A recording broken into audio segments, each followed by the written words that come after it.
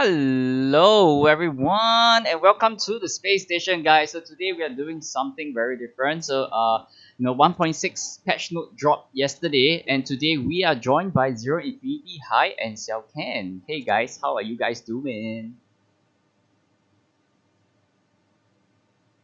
So yes, Uh, guys, how are you guys doing? no one starts, so I guess I'll start. So no one starts because we totally know what we're doing here. But anyway, so pretty happy the patch finally came. Honestly, we've been waiting for this for like 2 weeks now, Hmm. and I guess in like 3 hours the patch will finally be out. In my background, you can see the current state of the meta game, and hopefully in a week's time it won't be this bad. So who's gonna go next? Okay, Zero, let's go. Hi, how are you doing, bro? We can't hear you, Zero. You're muted, I think. Oh shit! I'm muted. Yeah. Yeah, okay, so I think this patch has been long overdue. I think we solved the meta in like 2 days with with Darrowing and Bromnivia, so we really needed this patch to shake things up. I mean, there's some spicy changes here and there that we're gonna get into later on, but pretty excited for the patch. But I mean, they're taking it in a general direction that I personally don't like, but I see how they're keeping the game identity intact. So yeah.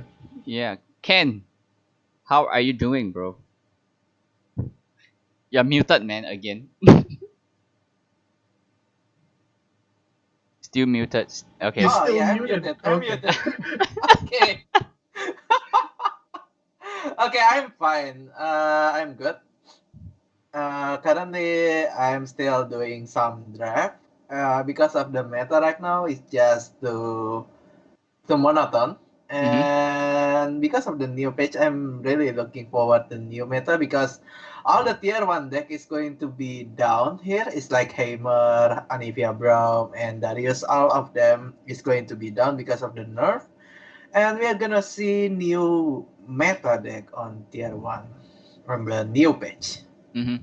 So for those who do not know who are these guys on screen right now, so here we have, first we have Hai over here at the bottom, right? So Hai is our Duels of Runeterra champion, Duels of Runeterra 11 champion, Zeroinfinity on my right. Zeroinfinity over here is the probably the creator of Darrowing, the broken deck that you guys are playing right now. He is the reason. He's the idiot who spoiled our meta, right? Over here, Zeroinfinity. And lastly, we have Xiaoken over here. He has been doing patch notes, doing lots of like patch notes, tier list for the Southeast Asia region over here as well. So yeah, so what we are gonna cover today, first of all, we are gonna cover the patch notes, and then we'll move on to what is gonna change, how would the buff and nerfs affect the game, and lastly, how would the meta be like, or what are they gonna predict is gonna be the meta is gonna be like moving forward, and I think lastly Zero would like to talk about the cosmetic as well. All right, so let's move right to the patch notes over here. Patch note 1.6. The Spirit Blossom. So the first card that got hit, it is our favorite card, Heimerdinger, guys. So what do you guys think of this Heimerdinger nerf? Moving, from rearranging the turrets, and yeah, mainly rearranging of turrets. So shall we go with Zero? Zero, how do you think of this nerf? So Heimer, I wouldn't call it dead yet, but I think they're moving away from having too many Ionia P and Z decks. Mm-hmm. So the one I was thinking of was the Fringe deck back in beta, where you could pair Heimerdinger with Lux, since obviously the most powerful turret is the elusive one, and it moving up to 6 mana, it naturally pairs with Lux. So if everyone remembers that deck, the one that ran Remembrance with unlicensed innovation, I think that's one of the possibilities that Heimer can go with.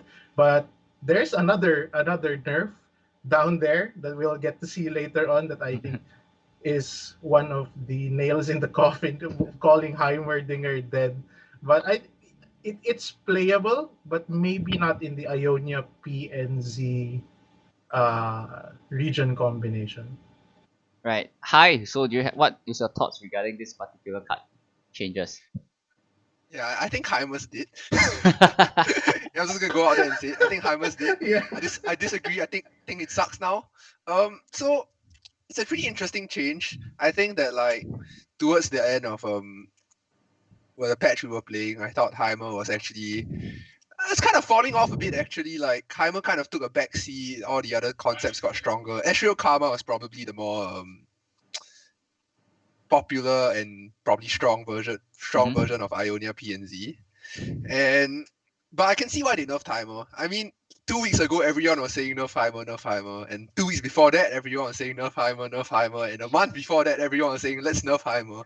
So I guess we just need to look at like what this new version of Heimer looks like. I think it's changed very significantly. It's still a value engine, but the way that Heimer operates or has operated in the past since the card was ever printed was that it's just trying to print elusive turrets and kill your opponent. So it's not really a value tool, it's kind of like a combo tool in a sense.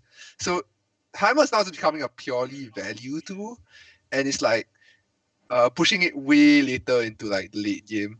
I think like six mana turrets are just not viable. It's like it's so difficult to play a 6 mana spell and protect Heimer. You need to like play Heimer in one turn, then you have to get to the next turn, and then you can play your 6 mana card. Otherwise, there's like literally no way you can protect your Heimer.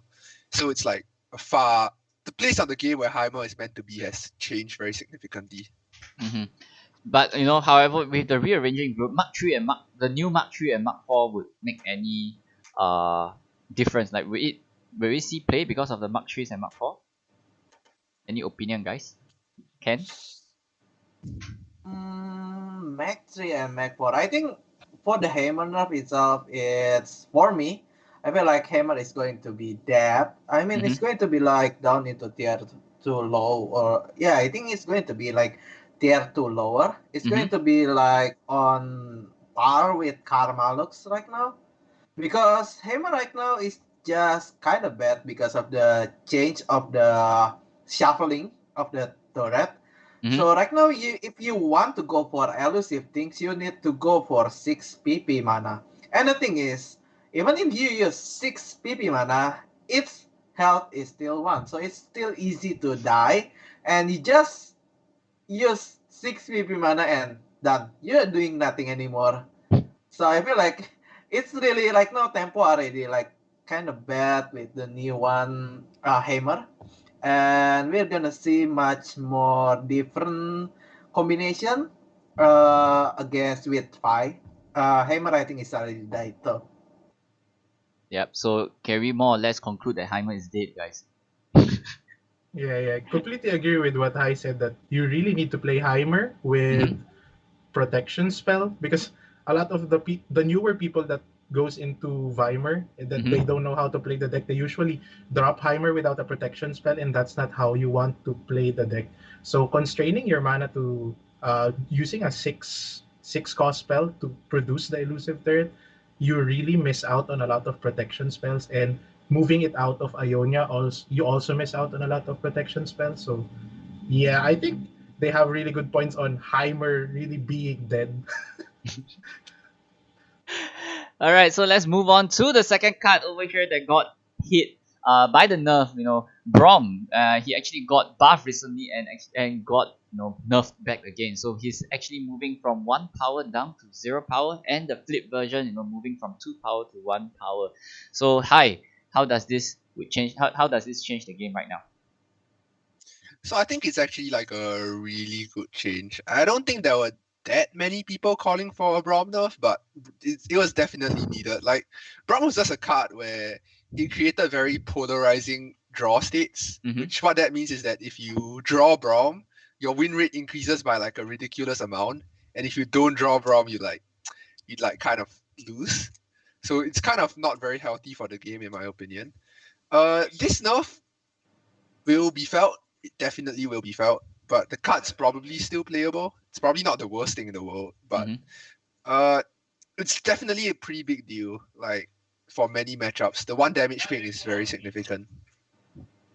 Right. So Ken, so with this particular wow, so with this particular nerf, is there how would this card affect in the meta, right? Like, any decks would, there's so many decks that run Braum right now in the high tier list. So, how would this affect the tier list? Would we not see any more Braum Swain? Would we not see any more Anivia Braum and things like that?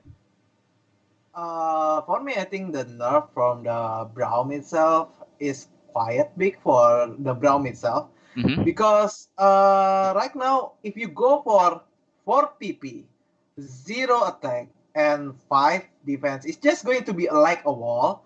And for the first time of the wall, you're going to summon a portal. After that, it's just going to be like a wall only.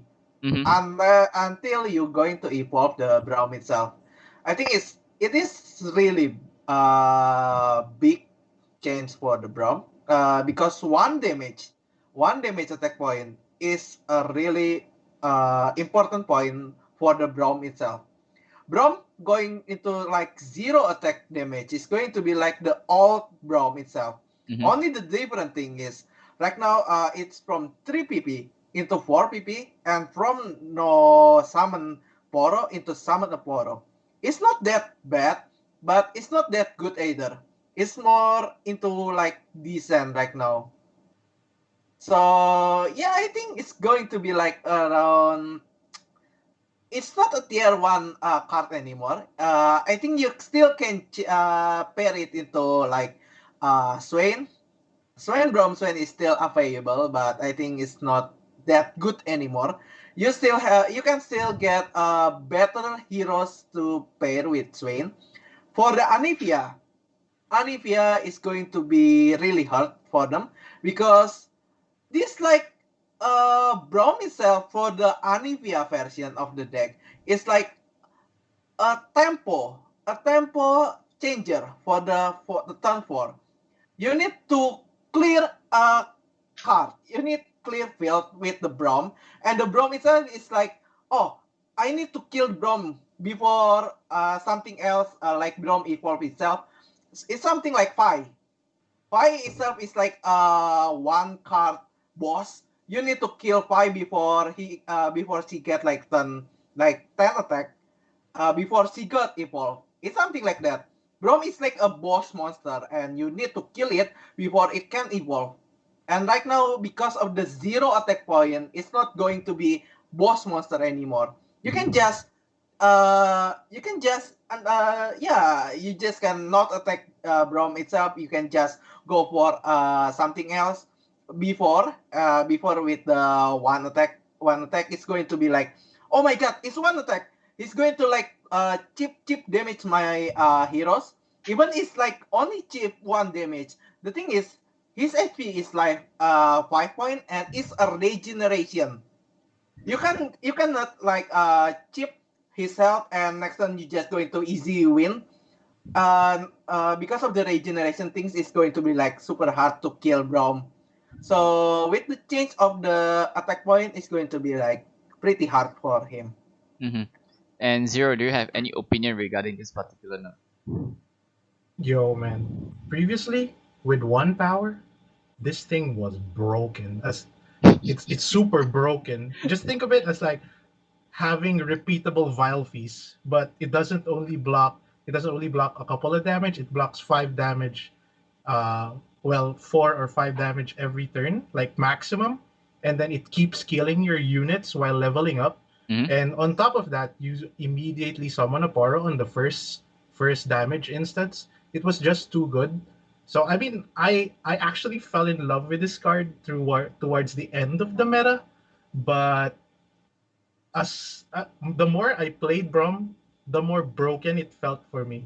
I just kept killing units left and right with no available punishes. The regeneration just puts it over the top. If it had no regeneration and one power, maybe it could have been fair. But the fact that Brom's kit features regeneration, Mm-hmm. it's just a repeatable vile feast over and over again. And that just made it too strong. So I think toning down the power to 0, rein it back to a more fair card. Now it's not broken. I think it's still playable, but no longer broken. Right. I honestly really hate Braum ever since the buff came onto him. Like, this guy is like close to unkillable, You could want to kill him, and then he'll go take heart or something, and and with Felroid there's so much buff onto this fella, and this guy is close to unkillable like every single time. So whenever I see it on the board, I'm like, dude, I have to kill it, or it's gonna stick, and it's gonna hurt so bad after that. Right, and moving on to the next card that got nerfed over here, we have Agnivia that got nerfed, and Agnivia is the egg form of Anivia. Moving on from 2 health to 1 health. Ken, what's your thought on this particular? Is Anivia Brom dead? Since both of the main cards are nerfed. I think the Acnivia things is not that going like it's not that change Anivia itself so much because 1 health in from the egg itself is like it can be killed with like file face, static shock, withering well, it's something like that. But I think it's not a huge change for the Anivia. Anivia huge change is the PP cost uh, reduction from 7 into 6. That's the huge change. And you can just like the combo with the I Rekindler. forget the 7 PP. Rekindler. Yeah, Recliner. Yeah. You can just 6 PP. Anivia die. Okay, you turn 7, you just going go for Recliner. And turn 9, you just going for Harrowing. The thing is, Acnivia itself is like, oh, I doesn't care Acnivia is going to alive or not. I can just, if it's die, that's fine. I can just play Recliner and summon it again. And if it's die again, that's not a problem anymore. You can just, okay, you guys summon Acnivia, Anivia again. And when all of the Anivia die, you're just going to get, oh, okay, I got just going to go for harrowing and bam, Anivia goes back again. So I think the egg health from 2 into 1 is just not that much problem for Anivia itself. I mean, like for the egg itself, you kill the egg, that's fine. You doesn't kill the egg itself, okay, that's fine too. I still can wait until turn 10 or turn 10. Yeah, it's just like it's not a problem itself. It's something like that. Zero. So what's your take on this? As someone who's been playing Anivia since beta, I hate this change. I wish they just remained it at 2 HP.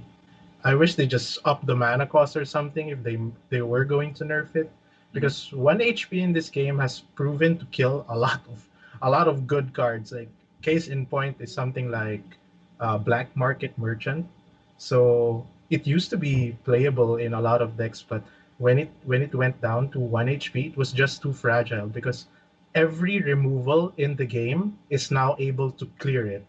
Like unlike before, when your Anivia gets killed, which is usually the case, because when it goes into attack, the opponent is now it usually clears it, so he can use another spell. Like the pool of spells that could kill Agnivia before was just a didn't include like the one damage ping spells. But now since majority of the kill spells are like one damage ping spells, I think it's a really huge change. But I mean, the patch notes itself say that they're targeting the decks that leverage Anivia in such a way that you keep copying Anivia with Rekindler, Harrowing, and all those stuff. So with regards to those decks, I think this is an insignificant change. But the situations wherein you use Anivia as a fair card instead of a revival engine, Mhm. it's such a huge hit. And now it's just so much easier to clear than before.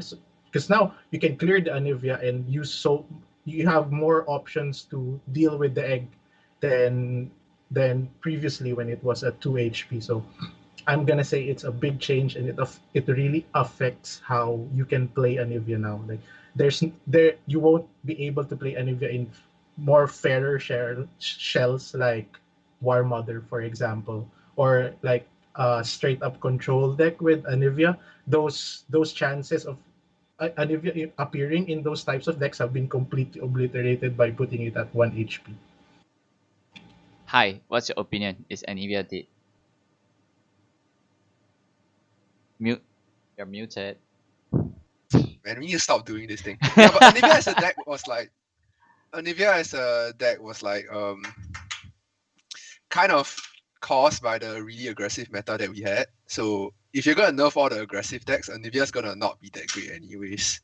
And in any case, when I think even towards the end of the meta, like towards the last couple of or the last week of the meta, I think Anivia Braum as a deck really fell off because everyone realized that like, dude, this Astral Karma deck is crazy.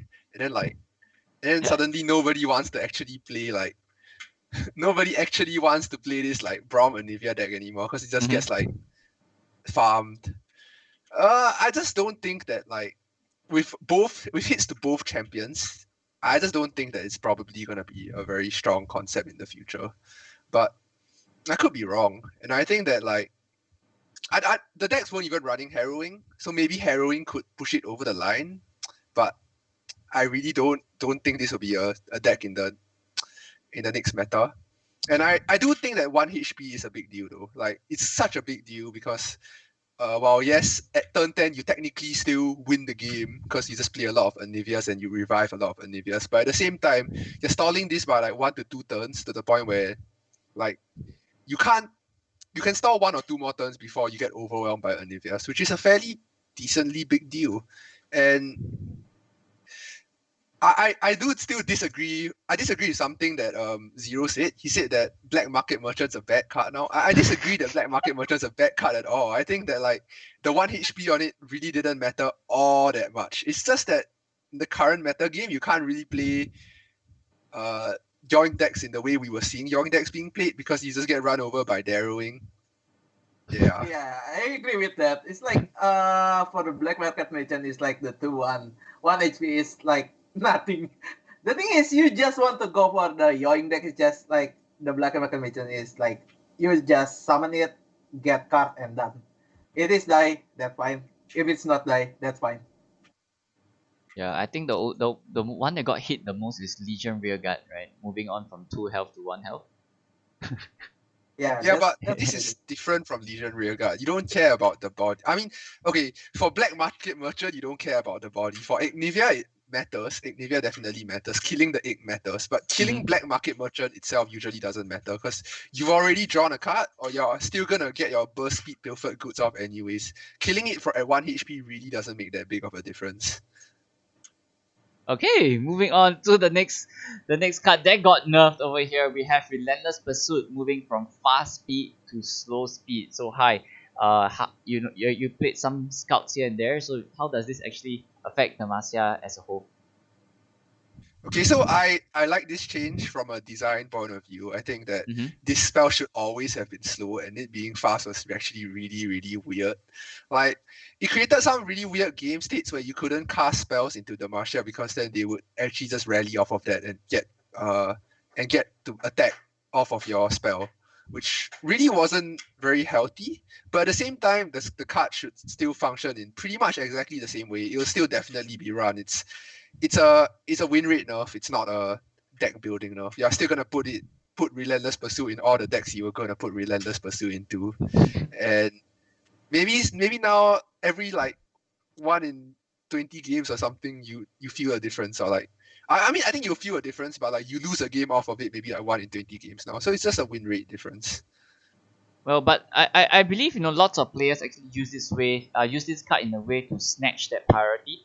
So when your opponent is attacking, I would Relentless Pursuit on fast speed, and then subsequently attack you, open attack immediately following your attack. Like it being slow, how will it change the game plan for this particular style of play? This kind of deck. I really don't. I mean, yeah, you can get like priority back and you can attack off of them casting a spell, but at the same time, Relentless Pursuit is often best when your board state is so incredibly winning that casting it, giving your opponent 1 more turn to do something it will matter, but it won't matter enough for it to be a bad card or a card that you don't include. You just have to play Relentless Pursuit in the decks that you want to play Relentless Pursuit. Ken, any opinion on this particular change? Because I am one of the main deck that I use since the start I play the game is Scott. It's like for the change of the balance percentage app is like speed fast into slow.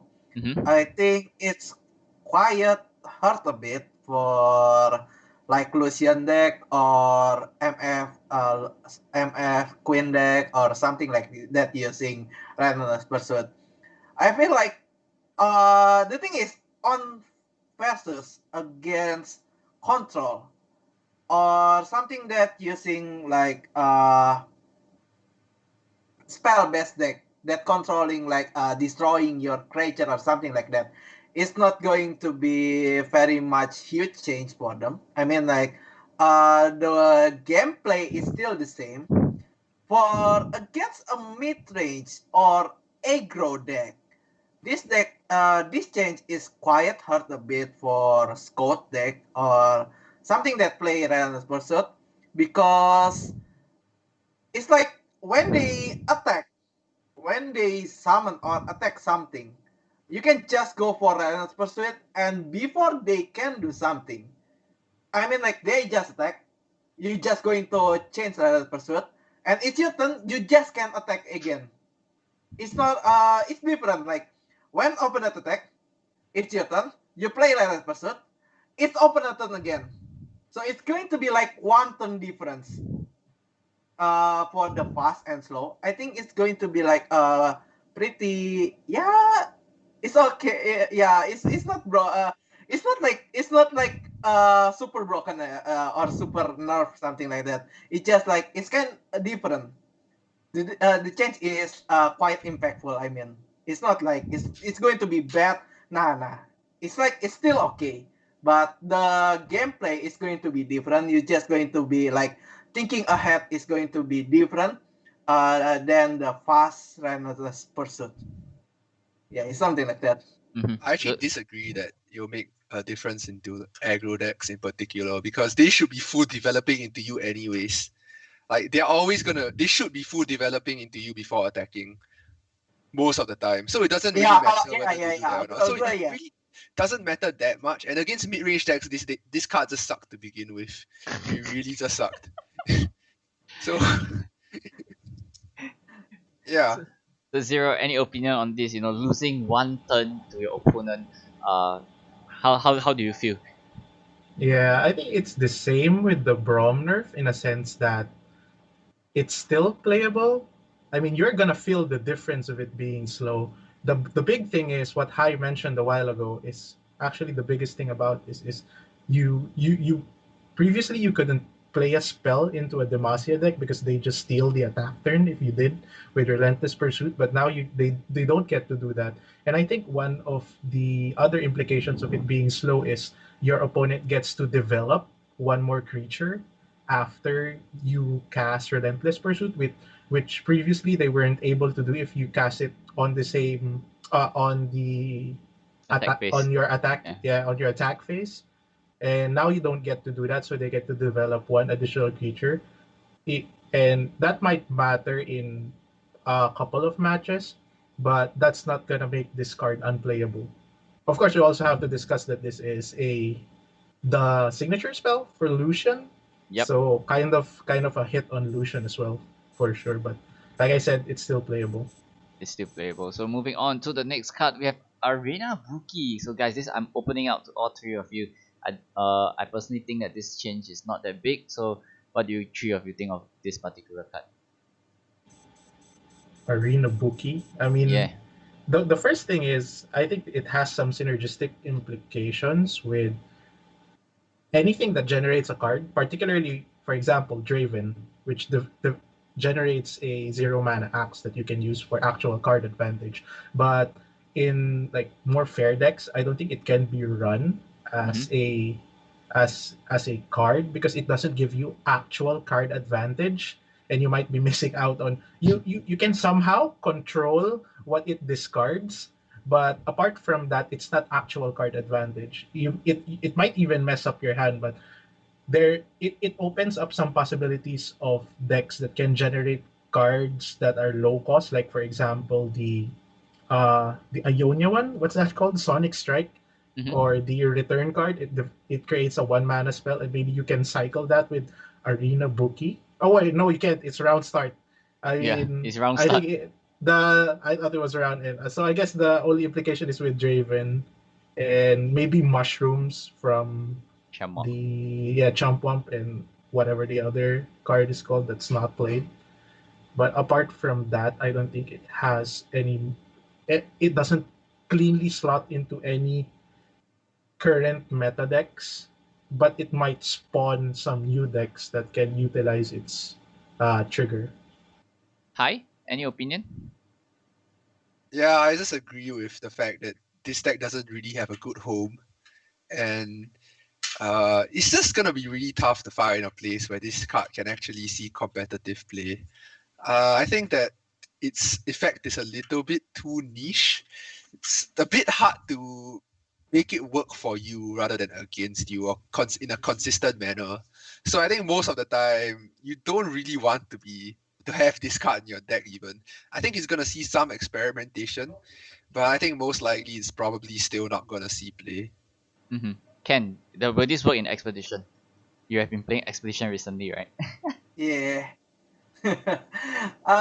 For deck itself, for like on the normal or competitive, Competitive.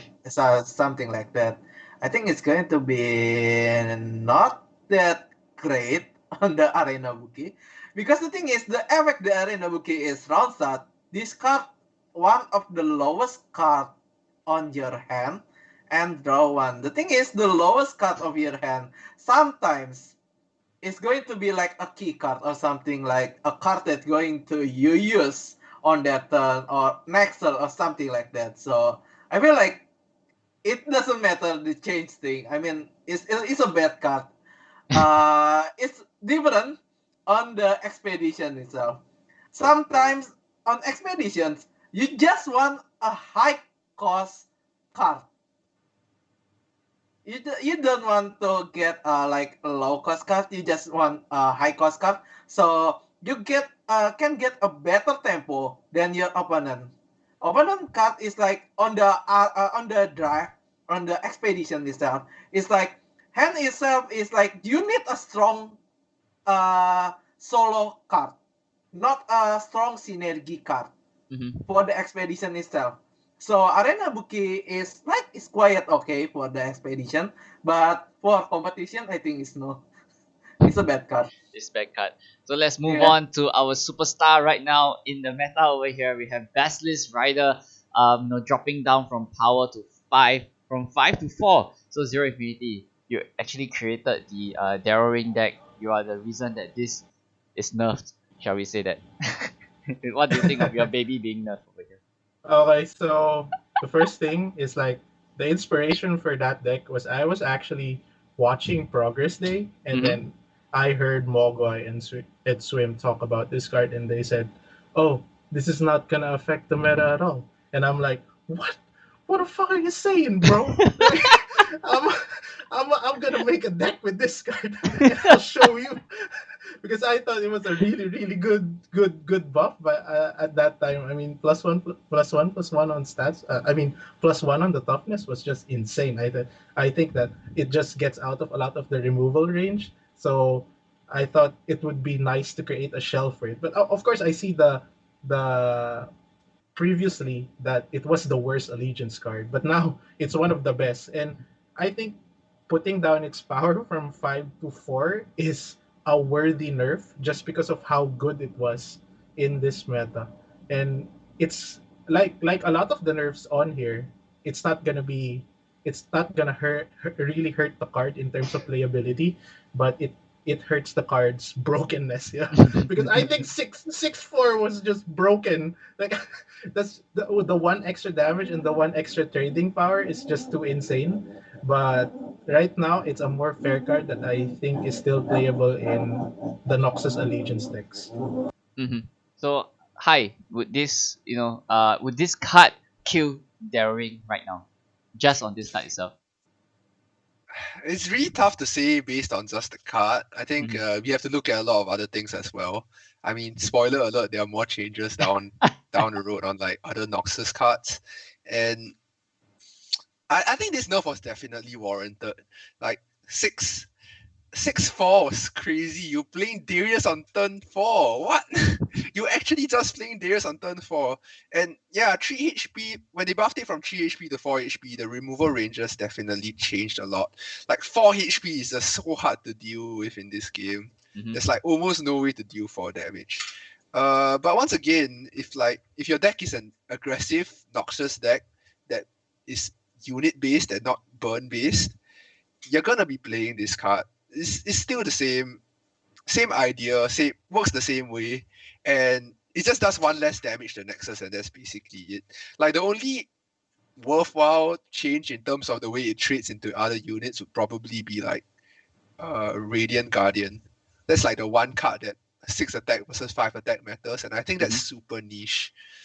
But yeah, it's if it doesn't see play, it's because the deck doesn't see play, or the way that Noxus aggro works now has fundamentally changed.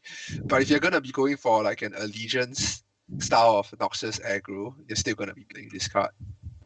Right. So Ken, what's your thoughts on this particular nerf?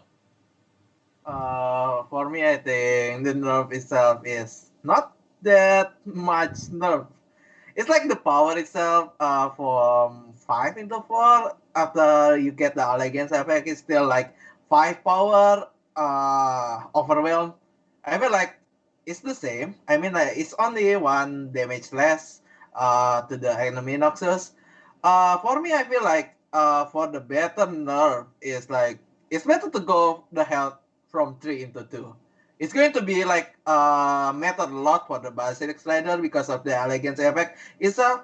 When it's going to like +1/+1, it's still at 3 HP and it can be removed, be removed. And right now, 4 health, like Hike said, 4 health is really hard to remove for any removal card. It's like the most removal card is instantly, it's like 3 damage only.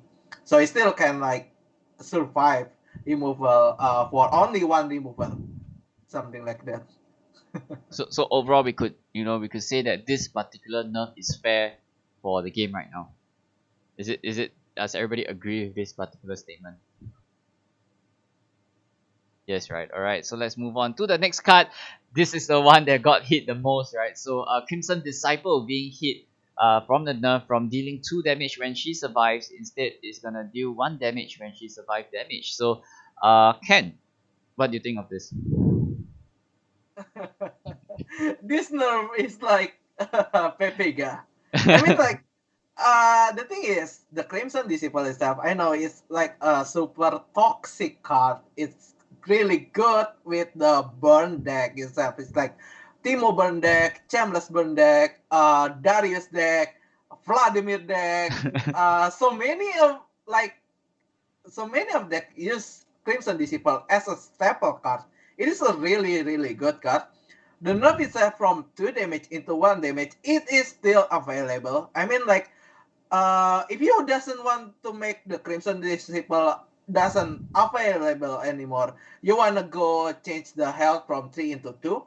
The thing is, the health itself is still 3. It's only like you're going to go for 1 less damage each for the damage itself. I think it's not that gonna be hurt so much for the Vladimir deck. I mean the tempo deck itself. For the aggro deck, it's really hurt them. Because aggro deck that using like Burn or Darius deck, you wanna go kill your opponent as fast as possible before they can play their card. Like control, I mean like a mid lane, something like that. They need like middle turn to play their card, and when you're able to play their card, your life is just like low because of the early aggro is something like that. So the damage less from 2 into 1 is really hard for aggro deck. For the tempo deck itself, for mid range like Vladimir deck itself, I think it's not that much. I mean, it's still hard, but it's still not that much problem. So Zero, any opinion on this? Would Vladimir feel as hurt as the aggro decks? Dude, Hai said that Vladimir wasn't even alive to begin with, so I don't think we need to be talking about any Vladimir meta decks getting hurt by this nerf. But once again, Crimson Disciple is just a good card. Like, I mean, it's good on attack, it's good on block. I think the real problem with Crimson Disciple is the fact that it has 3 HP and not the damage that it's doing directly to the Nexus. I Mhm. mean, since they kept it at 3 HP, it's definitely still playable. You maximum you lose 2 damage out of it because it usually gets around two triggers, and that's big for decks like Burn might just be pushed down to low tier 2 just because of this nerf, because the damage they deal is sometimes more often than not exactly to zero out your nexus, and that 1 or 2 damage not uh, getting nerfed from Crimson Disciple is gonna hurt them a lot. But I think anything that is interested in running Rebel Demolitionist is still going to run Crimson Disciple. So that's one thing about it. So maybe still playable, but Hai made a good point a while ago about seeing how Noxus decks will operate after this trio of nerfs. So we'll see it in a couple of days, maybe after the patch, how this change actually fares. So hi, like where you said, the way Noxus fundamentally work is gonna be different. So what is gonna be different, and how would the new Noxus be played after this nerf?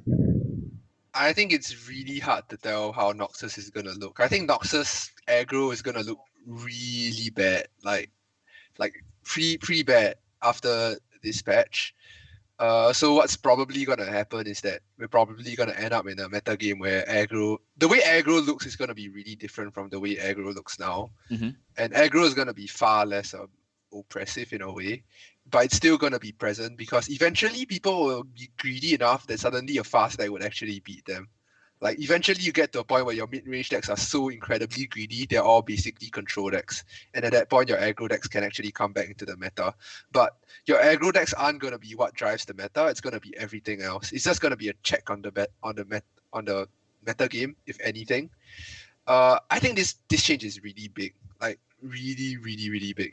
It makes like these 3 changes probably make it so that your all the ways that we've previously ran Noxious aggro decks just probably are like a little bit too weak to actually be competitive.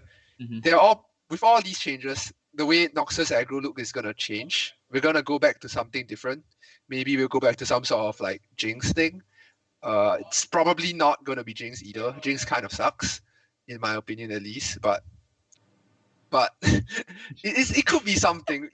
There's some like Bilgewater Noxus ideas in there. It's just really hard to tell what it's gonna look like. It's really tough. Mm-hmm. And then moving on to the next buff, I would say Legion Grenadier over here, moving on from 1 health to 2 health. So hi, is this actually a nerf or is this a buff? It's a nerf for how Noxious aggro used to operate, but maybe in the future we could look back on this and think, okay, this card's pretty good now. Because going from 1 HP to 2 HP is a pretty big deal. Mm-hmm. And I could definitely see like decks in the future wanting this 1 extra HP over that 1 damage off of its last breath. But it's just that right now, with how decks are, like I've been saying, it's a nerf to how current decks are. But maybe one day these like slightly different, more board based, less bird based aggro concepts, and the +1 HP actually matters. And I really like the change from a design point of view. Mm-hmm. They like took away from it, but they gave back, and it's a better card in a vacuum. Because I've always been of the opinion that Grenadier sucks. It's just that it does 2 damage, so you have to play it. So in a vacuum, I actually kind of funnily like the card more now. But in all the decks that it was ran previously, it sucks way more now. Mm-hmm. So Ken, this being a card that kind of have more value right now, is a 2 mana with 5 points of stats and plus a last breath of deal 1 damage. So How do you think, is this gonna be a fair cut moving forward? Yeah, because for this card, the thing is, for the aggro deck, for the burn deck itself, the Legend Grenadier is only used for blocking. Mm-hmm. I mean, it's going to be used for attacking, but mostly it's going to use where like when opponent call something and attack, you just going to want to block with Legend Grenadier, and I mean like opponent creature is going to die, and it's still going to deal to damage itself. So the nerf for the deal damage itself is gonna be hit kind of big for aggro itself. For aggro burn, I mean it's for aggro burn. For maybe later like Hike said, maybe it's going to play no more on the burn. It's going to play like maybe something like Demacia, like Scott deck itself, like you want to go for vanilla deck, you're just going to go for pumping the creature itself. I think the health from 1 into 2 is a really big buff for Legend Generator. Like it's a like Wild Fist, Static Shock, Withering Well is going to be like easy to kill Legend Generator because of the ping 1 damage, but the chance for it is going to be like buff. So yeah, it's like a buff. I mean, Mm-hmm. or another card than burn.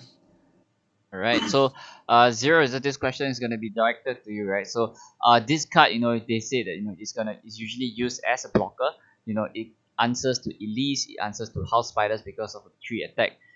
Does that also means it is gonna be so advantageous against SI moving forward because SI has so many 1 health ping and Grenadier actually moved out of that ping zone. Yeah. I was actually gonna talk about that then. Like Mm-hmm. in contrast to the Anivia change, where it changed from 2 to 1, one Mm-hmm. 1 HP to 2 HP is actually pretty big because it gets around a lot of removal, Make It Rain, Vile Feast, Static Shock, Withering Wail, etc. And but that means that you move away. And if this doesn't convince you that direct burn aggro is dead, then I don't know what will. Because this feels like it's a change that forces you into an aggressive strategy that involves attacking with creatures and dealing damage to the nexus that way. And with it being bumped up to 2 HP, it definitely fulfills that sort of strategy that I think Riot wants for aggressive strategies to go for. But then again, the question now is Noxus based creature decks gonna be better than Demacia based creature decks or Freljord based creature decks? I think that's a question we need to answer when we're going to test how we're gonna move forward with the Noxus based aggressive decks. Okay, so let's move on to the next card. Another killer into the Heimerdinger deck over here. Flash of Brilliance moving from 3 to 4. Ken, what's your thoughts on this? My thought for this, Hammers itself, the change for Hammers itself is like Pepega, and now with the Flash of Brilliant change is like from good spell into like must spell. Mm-hmm. I mean, like, the thing is, you wanna go for random things. I mean, like, cost 3 into getting 3 again is like, okay, you get random things and you can go for the hammer combo. It is a good spell for hammer, something only for hammer. Now the hammer change into different things. The turret gets shuffled, and the fresh billion going from 3 into 4 is just like, oh, I'm just going to say hammer is dead. It's something like that because you need to pay one more cost. You need to pay one more cost for a random spell, and it's not good at all on competitive. It's like one more. You need one more. You cast one. It's like not a plus anymore. It's like a minus. From Beaver, it's like a plus because of the hammer. Mm-hmm. It's not a plus. It's not that much plus. It's like 0 0 because of the hammer. It's going to be like +1 from 0. Right now, it's not a 0 anymore. It's like -1. Mm-hmm. So the card itself, for the card itself, it's bad. For the hammer combo, it's bad too. So Heimer So is it's dead. something. Yeah. Heimer is dead. So Zero, you actually talk about Heimerdinger with Lux. So would Flash of Brilliance would actually fit in this particular game plan moving forward if you're saying that this deck might be viable moving on. Bro, I'm gonna be honest. I was just being nice to Heimer during the during the earlier parts of the patch rundown because I didn't want to spoil the Flash of Brilliance nerf for everyone else that hasn't seen the patch notes. But I mean, the only thing I'm gonna say about Flash of Brilliance is it's a dead card. Don't ever fucking play this card. It's so bad.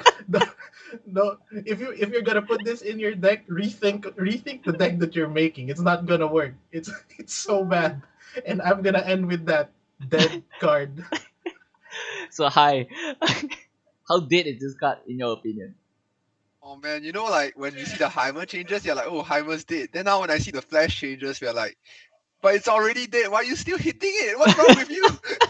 Yeah, but this is like a really like common thing that happens in games in general. It's like something's really strong, and then the designer is like, let's nuke it. Let's absolutely blast it out of the game. Let's just delete these cards from the game, and that's what happened with Flash of Brilliance. So it's been deleted from the game.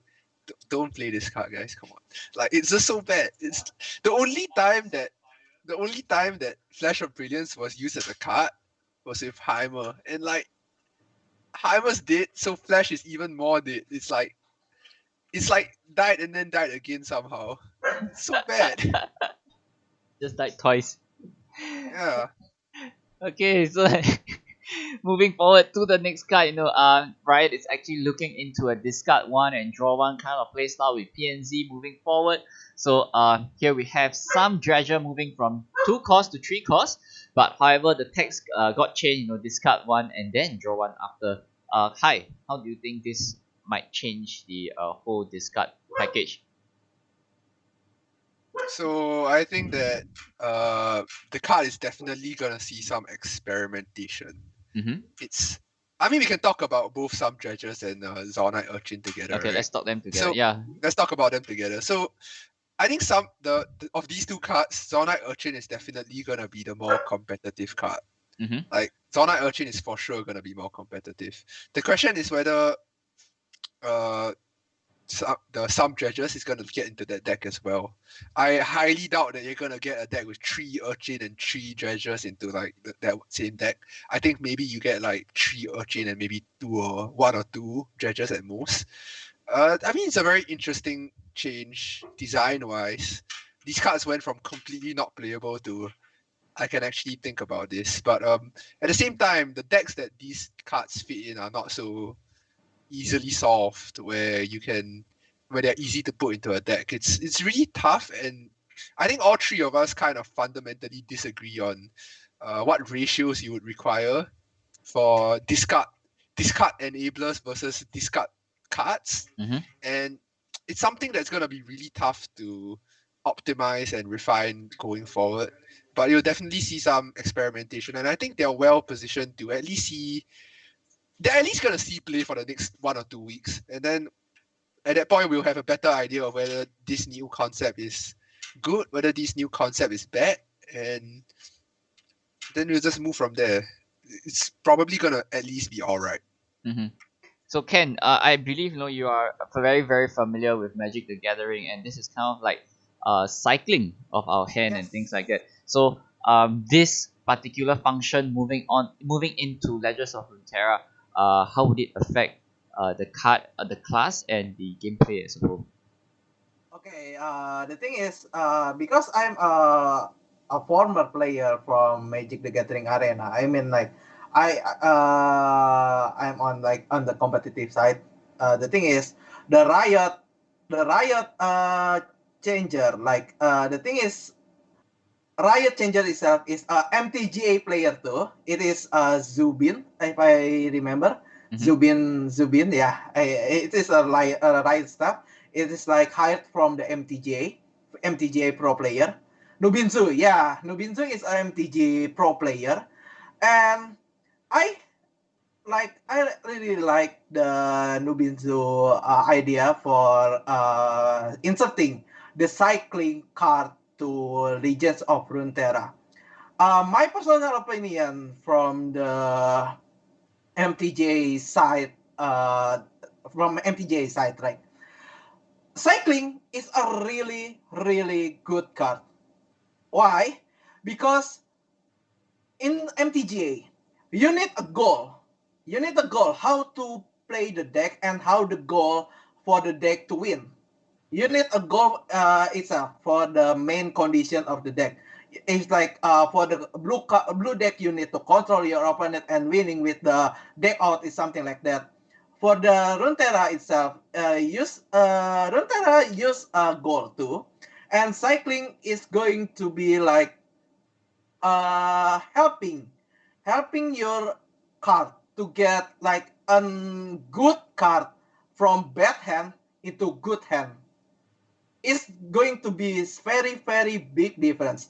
It's like when you get four draw, right? You draw, okay, it's bad. Okay, your hand is bad against this opponent. Once you get for cycling, okay, this is a bad card for this matchup. I will just cycling it. I will just discard it and get it a new card that better. It is something like that. And the thing is that for the individual card from the Legends of Runeterra itself, there is so much of fleeting card. It's like a card that fleeting that can going to be discarded if it's not playing on the next turn, and you can combo it with that. For example, Pull Shock. It's only one cost. It's only one cost PP, and you get extra draw from the fleeting, and you just can combo it with the cycling card. Example like Roomage, some Draggers, or that one cost PP spell, one cost PP creature that some the different one for the one PP cost is from the last breath into instant, and it is a really huge change for it because instant you can just play something. Oh, this is bad. I need this card. Okay, I will gamble it. From last breath. Last breath is like you need to kill it first to get draw. And right now it is instant. So you can just okay, so I get this card. How I gonna play this turn? Different from before, like, okay, I hope this card die. I hope this card die, then I'm going to see it later on like main phase 2. You just get to, okay, so I need to play this like something like this, something like this. Now it is done. You can play it on main phase 1 before you're attacking. So it is really, really good change for me. I feel like this is going to be very, very available for any card. For any deck, I mean. I feel So, like this is really good. and Zero, you being an MTG player as well, how would cycling actually make a difference in this particular game, and how would it affect vision combination with PNZ being the cycling class right now? Yeah. So actually, this mechanic is called rummage in MTG. It's when you discard a card before drawing a card, opposed to looting, where you draw first before you discard a card. So in Magic, historically, rummage hasn't been that good, but in Legends of Runeterra, especially on a ladder perspective, where you tech in a couple of cards for other matches, it's gonna save you. It's gonna save your mulligan a lot because it essentially gets rid of your weakest card in your hand and gives you an opportunity to draw the better card since you're getting rid of the weakest card in your hand, and you don't even have to play a lot of discard payoffs. But it's gonna be a situation wherein you get a 2/1 creature, right? You fix your hand, and then if you discard something like a jury rig, you just get more value out of it. Like you get essentially a Legion rearguard split body if you do something like that, which is might be a little bit broken, but I'm going to say that Zonite Urchin probably will be a competitive card, and Sump Dredger is maybe a little bit on the questionable side right now, being a 3 cast 40, and then you don't really want too many of these effects in your deck because there comes to a point where I mentioned this that in your hand, you might not want to be rummaging any of your cards with with a card with this effect. So there's gonna be some experimentation with the correct ratios of Mhm. these two cards. And of course, we have to address the big elephant in the room is that obviously this is probably a buff to how that plays into Twisted Fate's level up condition. So that's also one thing. So maybe watch out for TF decks running the this package later on in the meta. Okay, so moving on to the next card that got shot down by Riot over here, we have Shadow Assassin. When moving on from 2 power to 1 power. Uh, Ken, what do you think of this? Is SA dead?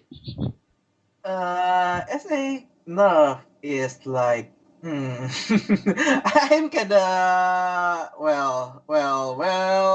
The thing is, the change power from two into one, for my opinion, Lisa.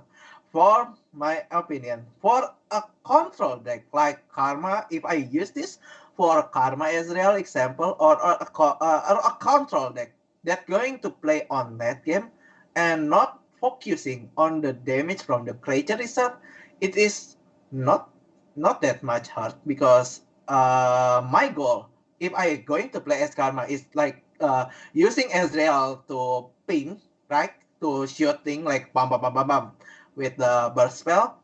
So Shadow Assassin nerf is just like, oh okay, one power is okay.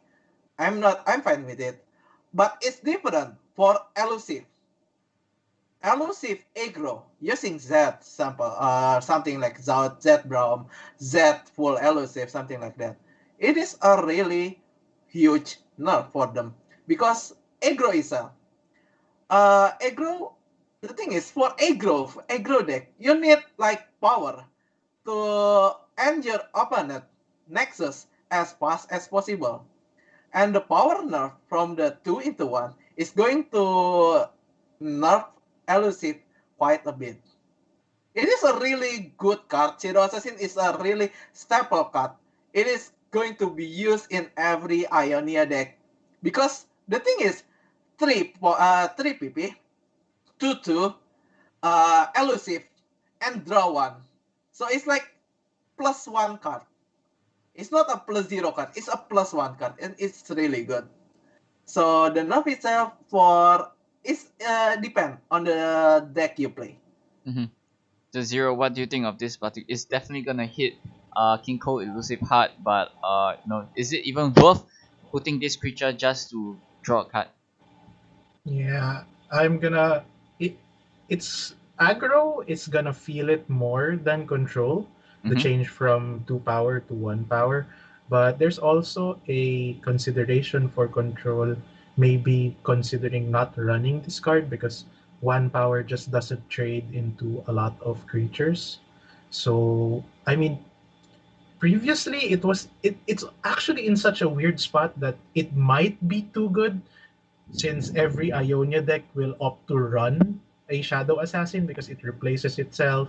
It's possibly repeatable 2 damage because it's elusive Mm-hmm. and it can trade with a lot of creatures. And now, from going into that weird spot where it was maybe too powerful, now we're in a weird spot with it being maybe too weak now for it to be included in some decks. So I'm not so sure how to feel about this card if it's gonna be included in any deck or if it's gonna be included in any decks at all. So I I'm gonna wait for people to try out Shadow Assassin Nerf and see how it fares. But I mean, with regards to that, I think it still works in shells like with Omen Hawk or anything that buffs your units in the deck or something like with shared spoils or it still works with Windfeather Hatchling, but as an extra elusive body. But other than that, it like I said, it's in this weird spot now where it might be too weak. So, hi, what's your opinion on this? Is it even worth playing SA right now? I'm definitely leaning towards the camp of this card sucks now. Like that's definitely my first impression of it. I think 1-2 really sucks. It's so it's hard to quantify or to say in words how bad it is, Mm-hmm. but it's really bad. Like for aggro decks, it's really obvious how bad it is. But even for like control decks or combo decks like Astral Karma, I think it's like still super bad. Like in the past, like oh yes, it cycled a card, but you also used it as like a blocker. Sometimes you could apply some pressure with 2 attack. But Mm-hmm. now it's just 1/2 and it just doesn't do anything.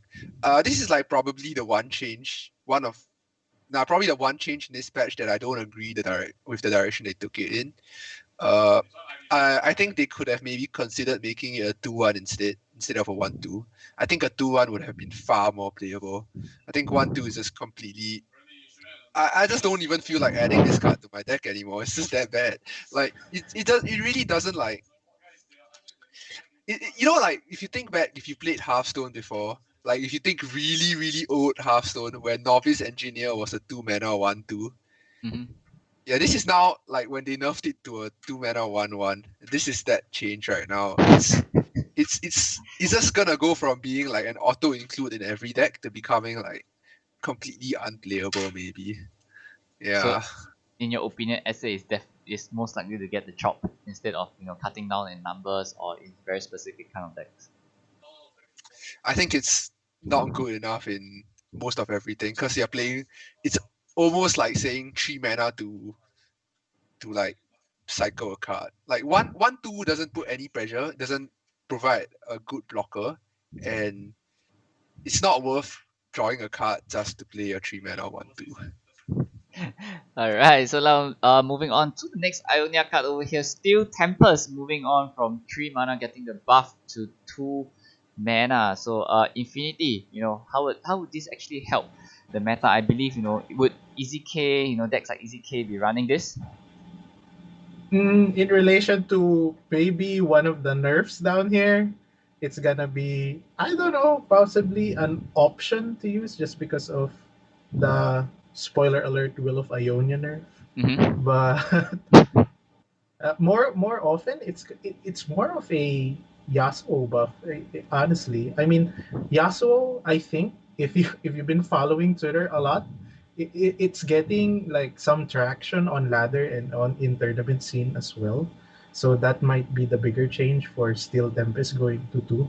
Mm-hmm. And I think it's just worthy of being at 2 cost because a lot of the a 3 mana spell, for example, like Flash Freeze, is so much better than Steel Tempest because you're able to possibly trade up, well, not trade, like value block something instead of Steel Tempest, where it previously costed the same, but you didn't get to remove the creature off the board.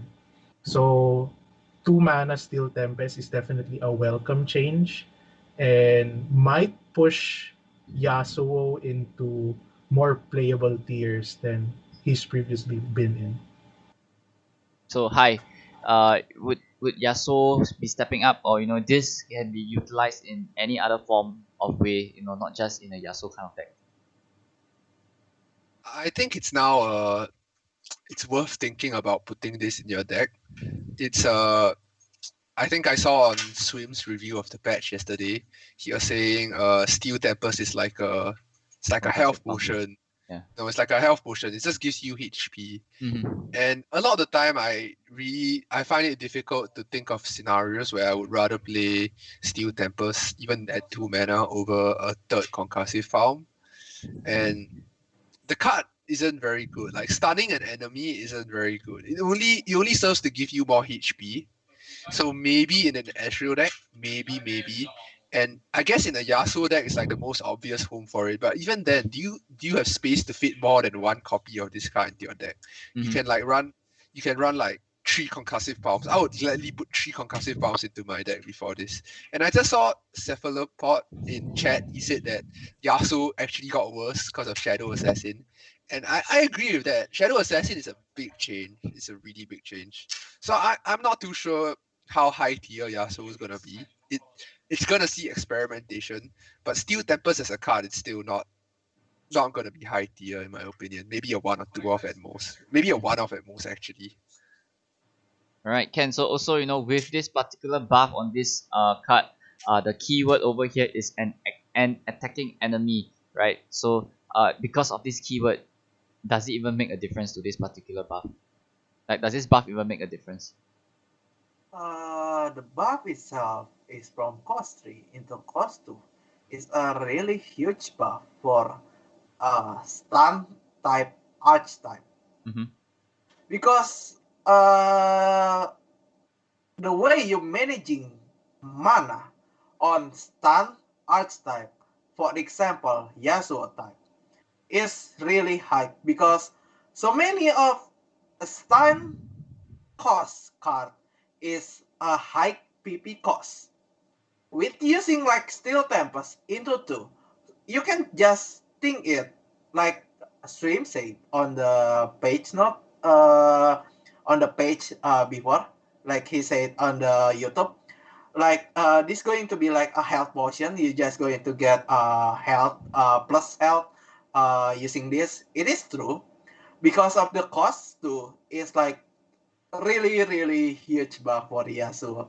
I'm thinking to switch sample like the one PP cost that stun unit that is a slow.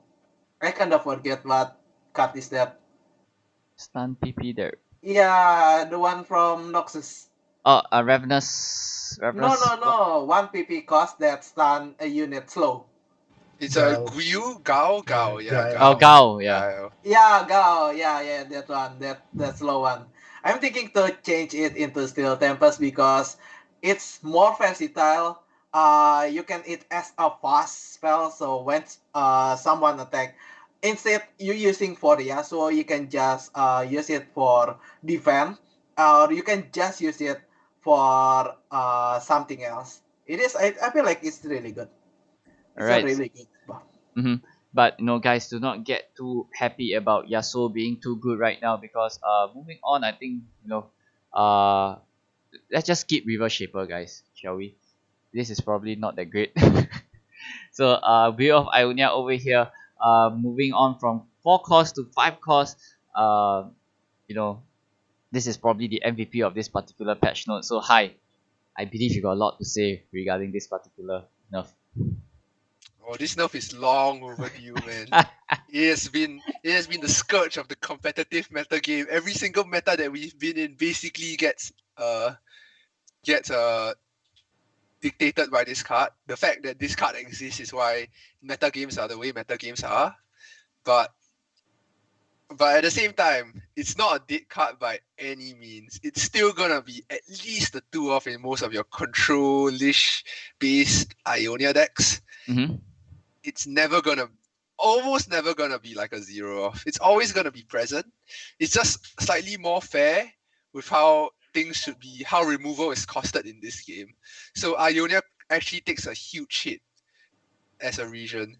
And honestly, it's really tough to see where the meta goes from here because this one change alone makes it so that everything changes because a lot of way how things worked in the past worked because of this. Like cut decks that you don't see on ladder, like deep, or decks that you previously thought were weak, like deep, or even like if you think 2 patches ago, there was a time where Swain Sedrani was kind of a thing. Well, it wasn't really a thing, and that was because of Will of Ionia. And there was Swain TF, and that wasn't really a thing because of Will of Ionia.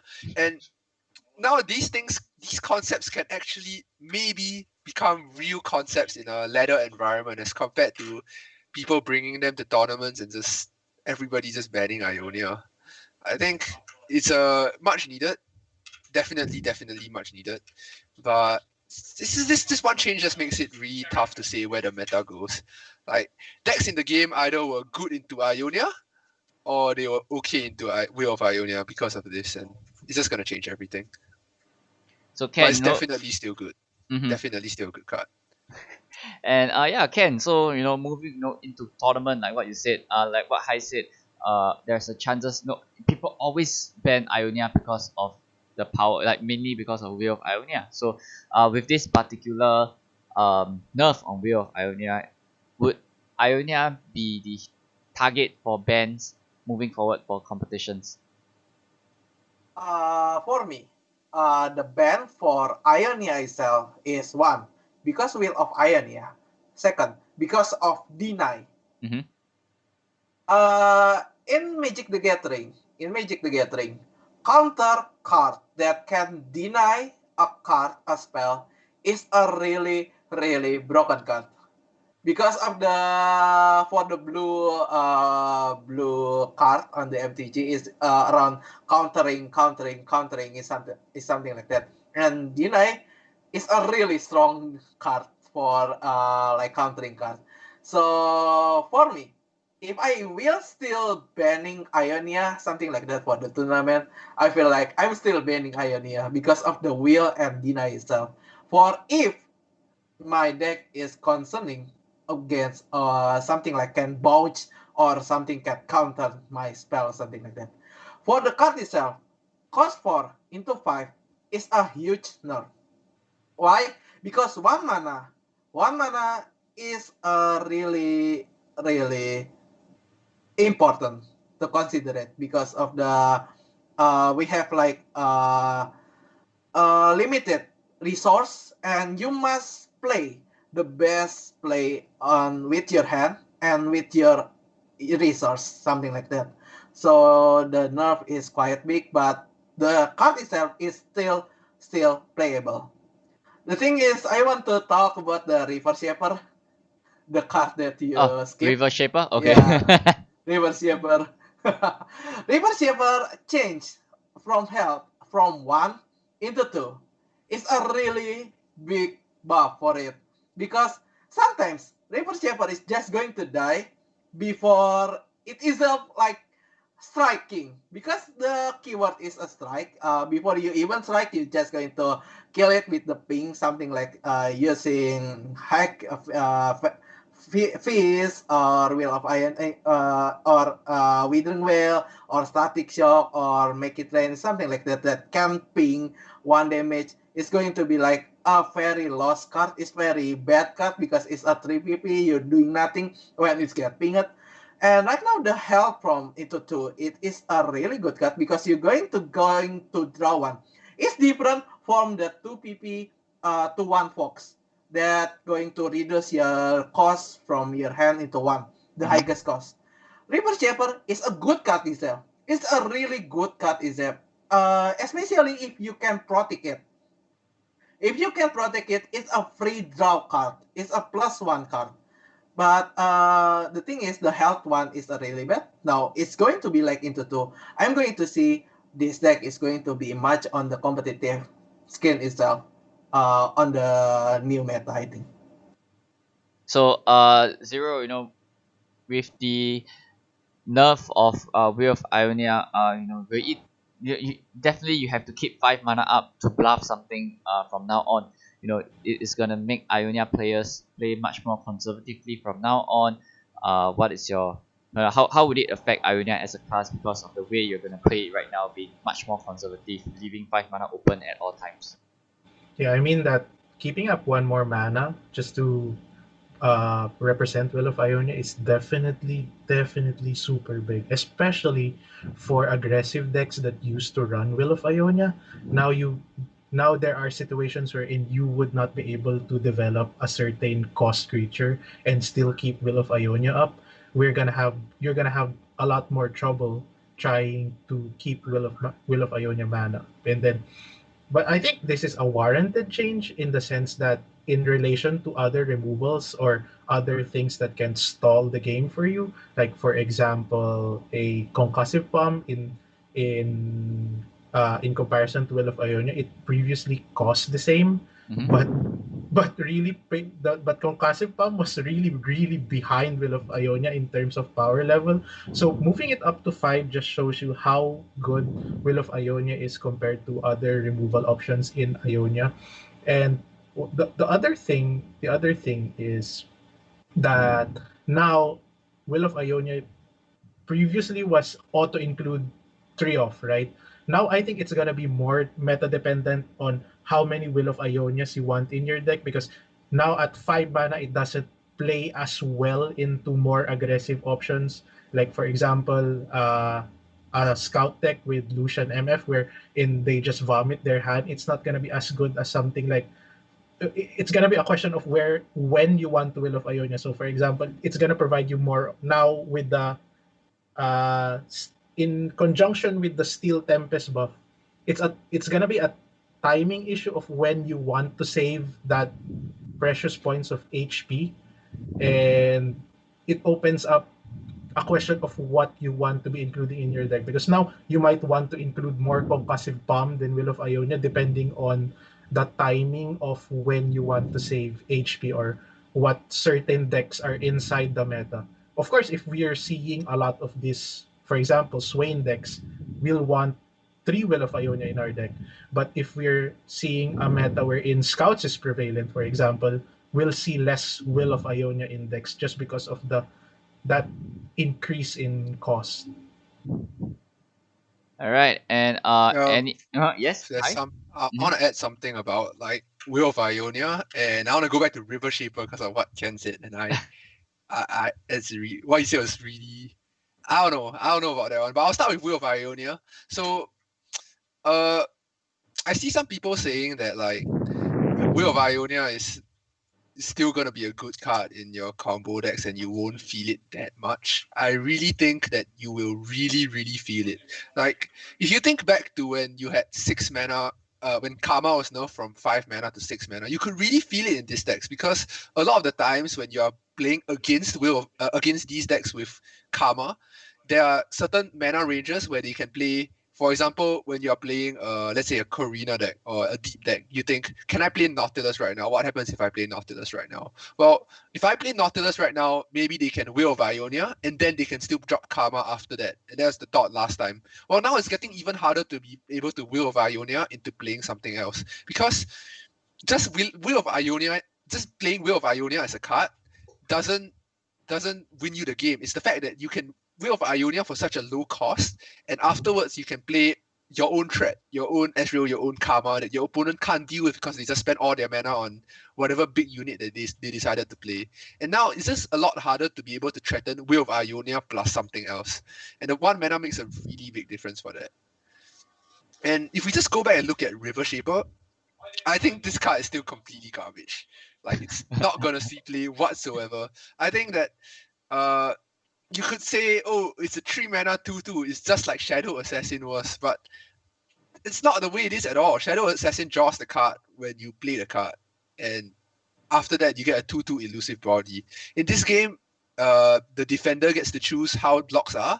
To draw your card, you have to strike, or so you don't really get to choose your attacks. Your opponent will always get to choose what kind of traits you get with River Shaper.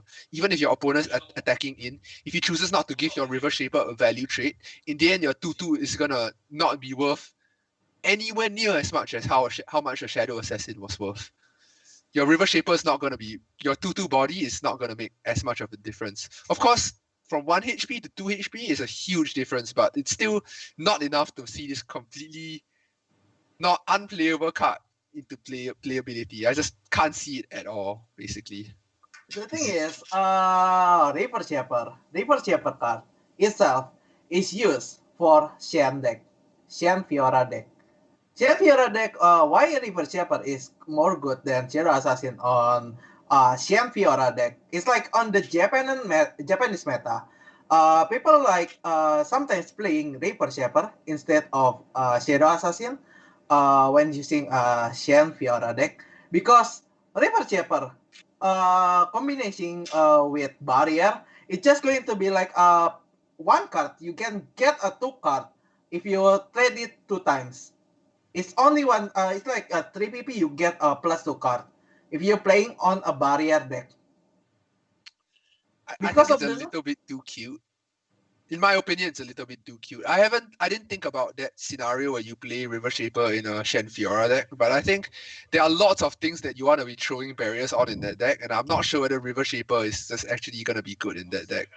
I just think it's probably a little bit too cute, but you might be right. Maybe in that one deck, River Shaper could be good, but I really have a hard time thinking that even then it would be a good card. Zero, any comments? I think River Shaper is not exactly, for example, a Shadow Assassin because it has a risk potential of replacing itself. unlike Shadow Assassin, wherein it immediately replaces itself. But like Xiaoken said, there is a higher ceiling for it to draw you more cards than Shadow Assassin. But of course, it's an example wherein it's a niche scenario where you can opt to do that. I mean, I'm not gonna say that this is probably unplayable, but it's borderline that. But I mean, I think once people start experimenting with it, we're gonna find out what it can really do for the meta. Okay, so moving on to the last few cards over here, we have Golden Narwhal moving on from cost 3 to cost 2 and health dropping down from 4 to 3. It being an elusive with Kinko elusive shift towards Belchwater combination. High? Uh, definitely could go. Elusives definitely could go in the direction of playing bilge water cards instead. 2 mana, 2/3 with elusive and vulnerable is. It's really tough for me to picture it right now, but I could see it maybe seeing play. I'm not really sure what it would look like. I don't know what they look like. It's really hard to picture. I think you'll see some experimentation and we'll know whether it's right or wrong. I don't have very high hopes for it, but I don't think it's completely unplayable. As for I think we can talk about Hunting Fleet together with this card since they're basically like basically the same card. I think It's a Hunting package. Fleet. Yeah. Hunting Fleet. Well, it's a 4 mana 6/6 now instead of a 5 mana 7/7. It comes down one turn earlier, which is like relevant, but at the same time, the way that stat lines work in this game is that stats have diminishing returns. So actually going from 7/7 to 6/6 is really small. But at the same time, a 6/6 body is so incredibly like it's way bigger than anything that you would need. And without any keywords on it like overwhelm or elusive or fearsome, a 6/6 on its own really doesn't output that much pressure. And maybe you could consider it like a 4 mana 6/4 in a sense. Because you're gonna pull the narwhal. Either that or you're gonna get blocked by something. But you can still get chumped out forever. And I'm not too sure whether it's actually a good card. It's gonna see some experimentation, but I don't really have particularly high hopes for it. Ken, and what's your opinion on these two particular cards? For this double card, Golden Nova and Hunting Flame, for Expedition, for Draft, this update, this buff is really good. For Expedition, for Normal, I don't think so. I feel like Golden Hour and Hunting Flame is still it's still a good it's still a normal cut. I mean it's not that bad, but it's not that good either. And I still doesn't see it can going for competitive skin. I mean if it's different, if it's like Yeti, it's a 1 PP 5/5. Hunting Fleet is a 4 PP 6/6, and you still need to kill opponent Golden Hour. So it's something like that. It's not a good card, but it's not a bad card too. It's just a normal card, but it's on Expedition. It's a really huge buff for it. So Zero, what are your thoughts on these two cards? Narwhal itself, I mean, still unplayable. Like on its own, you're not gonna include this in any decks. I feel like it's just too memey. Vulnerable is just such a bad keyword to have for something that's elusive. While Hunting Fleet, I mean, I can think of a couple scenarios where it can be playable. Where I mean, it's very niche, but the big thing here is the health from 4 to 3 is now in range of some quick strike units, like for example Zed, Lucian, Senna, or so you can play it on curve and be able to trade the Narwhal into a quick strike unit and keep the 6/6. So that's one niche application for it. And previously, because it now trade it now positively uh, can be traded into like 3 cost units, which previously wasn't available. Like for example, a Badger Bear is 3/4. You can pull the 2/3 Narwhal, wherein previously it was 4 HP. You couldn't do that. The Narwhal would still live. So now there are some kind of like ditch applications with Demacia and maybe some other other region combinations that I can think of. But it's also in a sense that it's kind of hard to play when you're not the one attacking. So if you're attacking on odds and your opponent is attacking on evens, it's so bad to play because you get free 2-3 golden narwhal if you play it in on their attack turn. So that's one thing that might be keeping it from being competitive playable as well. So uh there's potential here, but I don't have high hopes for it. Yeah, but guys, you guys forgot, Belt Shorter have the best elusive card in the format right now, which is called Bubble Bear. No. Bubble This Bear guy is is so bad. Bubble Bear is like the best elusive in the meta right now. I agree. Super good. So yeah, so that's it for the patch notes, regarding the nerf and cuts in particular. So moving forward into the meta, with this nerf cuts coming in, how would decks that with this containing this card would actually affect, how bad is it gonna be, all tier S deck is just gonna drop down the ladder right now because of the nerfs that got hit. Zero, what are your thoughts regarding this? Of course, let's address the tier S decks from the current meta, which is Braum Nivea. This deck is probably going down into like tier 2. I mean, I addressed it already that it was actually falling off in the later stages of last patch just because of how often as Karma is getting played now. Mm-hmm. And with the nerfs, it's going to be a lot worse for the deck going forward. So probably dropping into tier 2. And Darwing, of course, from tier S might be going to tier 8 because of how much damage, direct damage, and of course, the Basilisk Rider nerf will be pushing down its damage output by a lot, I would say. And it's still gonna be playable, but not as broken as it is here in the current patch. Brom decks are probably remaining the same for the most part. Like for example, Brom Swain decks might will still remain the same and be at the tiers they are at now. And then we're gonna see like new experimentation with, of course, the discard mechanic, which, like I said, inadvertently buffs TF. I can't say for sure what decks are gonna be in tier S, except for it's definitely going to one of them is definitely going to be that Ash deck with Kato. I think that's definitely tier S now if it wasn't before. And like I don't know when as Karma has never been tier S in the hands of a really good player. So that's one thing that I think would be in tier S. And Deep also excels in a much slower meta that might come out of this patch, but then gets sprayed upon by as Karma as well. So it's in a weird spot wherein it might be tier A, it might be tier S. So I think those are the decks to watch out for. And hi, how same question back to you. How do you think the meta is gonna shift in your own opinion, and what's gonna be on top to look out for? Well, I think Darrowing and Astral Karma as decks are still gonna be viable, but the consistency is gonna drop very significantly. Like your Darrowing deck now is far more reliant on drawing a good harrowing when you need it, because when you don't get your good harrowing off, you're not going to be able to get your burn win condition.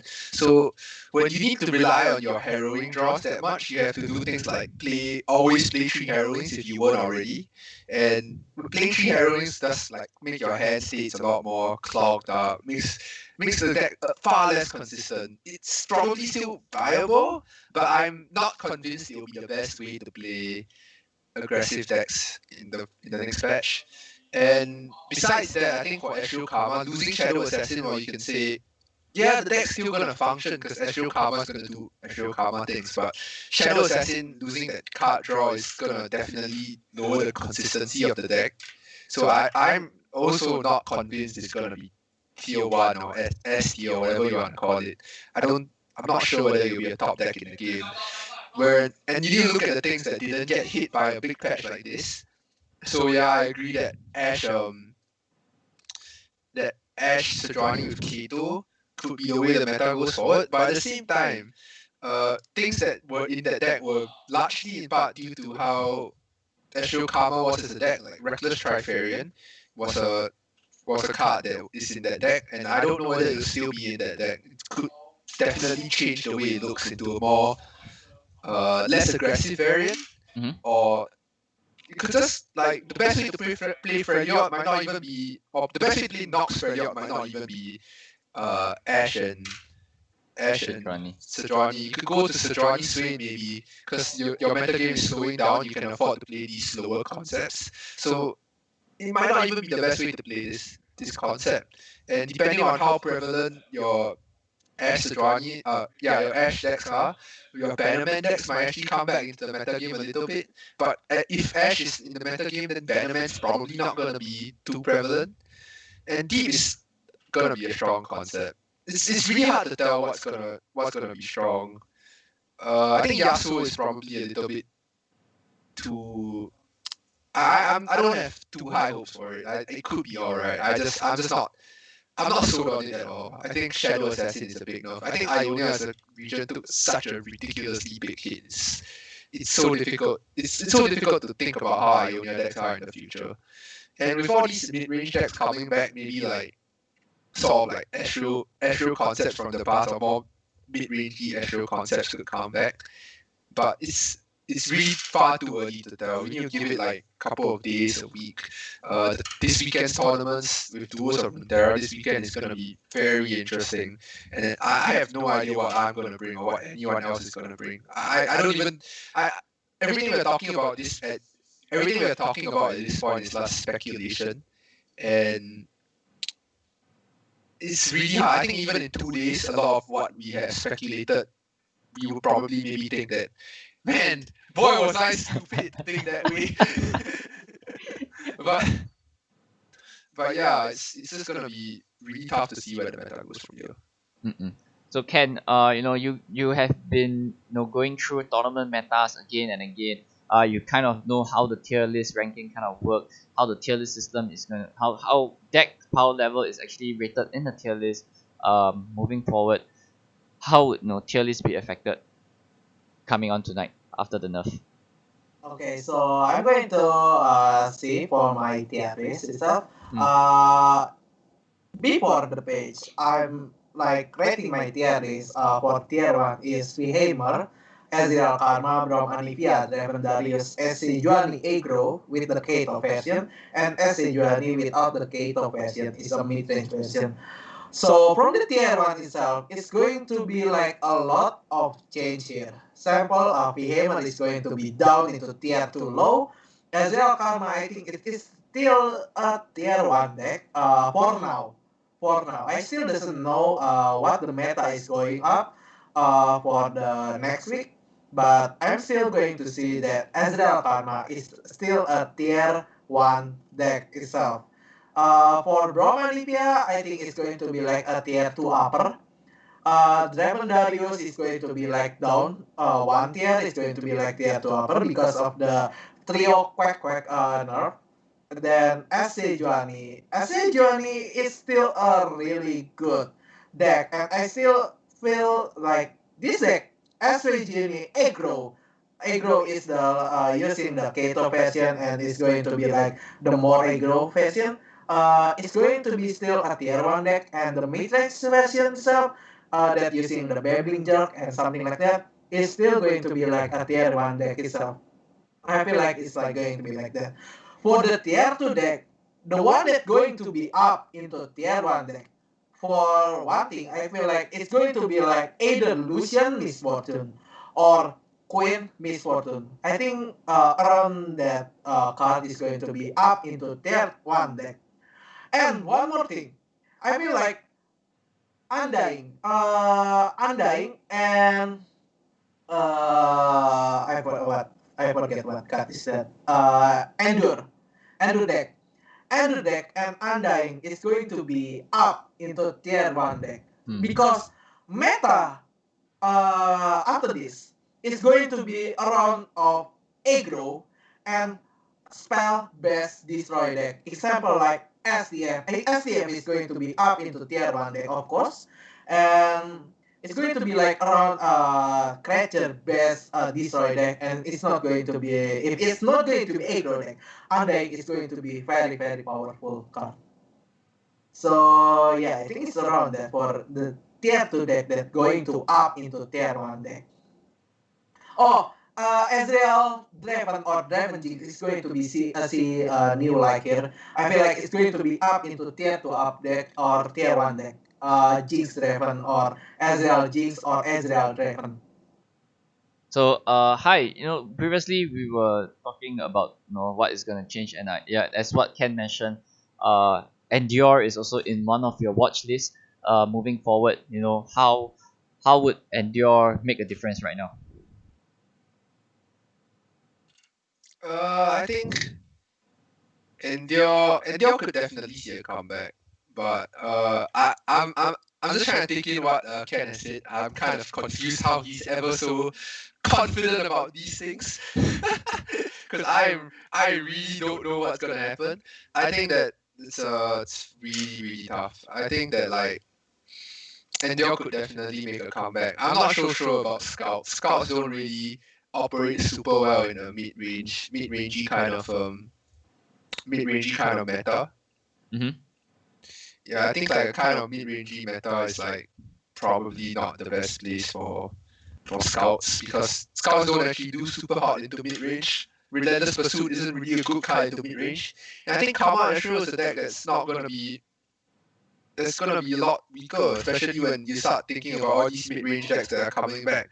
And if you think back to in beta, Ashura Karma wasn't actually a good deck. Ashura Karma wasn't actually a good deck into Bannerman. Like Bannerman was like a slightly favored matchup into Ashura Karma. If you think all the way back into like the meta right before the game was released, right before Rising Tides, Bannerman was like a 55-45 matchup into Ashura Karma. So Ashura Karma actually doesn't deal with these big chunky boards very well, and we could definitely be heading into kind of a mid-rangey meta. And for Ashura Karma to become a strong deck in that meta, your mid-range decks are always going to be getting slightly more greedy, and you kind of have to reach towards the end where you start seeing Ashura Karma come back, maybe. But I'm really not sure. Mm-hmm. So Zero, so you have been breaking the meta again and again. What do you think the next meta, how do you think, what's the way to break it moving forward? Dude, I have no idea. I'm gonna be honest with you. Like this meta, this changes. When I was looking at it, I was like, so what are we gonna play now? I mean, there's a lot of rock paper scissors going on here, especially with the for example, as Karma doesn't play well into hyper aggressive strategies that play a lot of direct damage on the Nexus, but and on the other hand, it preys on greedy mid range lists, but then falls apart against lists that go wide and chunky, as Hai was saying. So it's really tough to predict the meta now, and there's just not much design space, I think, to produce a broken deck with these changes, because most of them were nerfs. Mm-hmm. And yeah, that I think the gist of it is I'm also confused as to what goes up in tier one, what goes up in tier two. I mean, there are some clear potentials in this mid-range meta. When we previously had mid-range meta, I think one of the best strategies was MF Sedge, because it played a good tempo strategy, and then still beats you on the top end. Mm-hmm. But like I said, like I'm not sure if those strategies are going to be as prevalent in this meta with no not sure knowing what the tier one decks are. I mean, we're gonna have to see it in a couple of days still. I think DOR might give us a clearer picture of what the tier one decks are going what decks are gonna come out on top in tier one. Mm-hmm. And enough of like what old decks coming back up, but because of the shift right now, what do you think there might be new popping up here and there coming into this particular meta moving forward. So, Hi, do you have an answer for this? That's a really tough question. Um, New decks that could pop up. I mean, it's really hard to say because, like as Zero said, most of these changes were nerfs, and I don't think we'll necessarily see brand new concepts, but I think it'll be more of some things that we haven't seen for really long probably come back into the meta game. Uh, Chen was saying that undying stuff is gonna be strong. I'm not convinced on that yet either. It would be a new thing. I don't think undying stuff has ever been high tier at all. It's always been kind of like a mini concept. The thing is that uh, undyings aren't really good into mid range decks either. They're kind of just good into PNZ. That's like the one thing that they're good against. Like solid PNZ stuff. That's what undyings are good into because you don't want to be shooting them. But against like mid-range decks, you could be chomping out the undyings and you just attack for really big with your really big board and just win the game. It's not so clear. I think that it's really tough for any of us to predict what would be a new deck that will be strong right now. So, Zero, any opinion on this? Well, there's not enough new concepts to play with. I think we're just gonna see an experimentation of previous decks that were already discovered. Like for example, we're gonna see discard aggro again. It's being experimented on the previous Draven Jinx archetype. We're gonna see, of course, endure.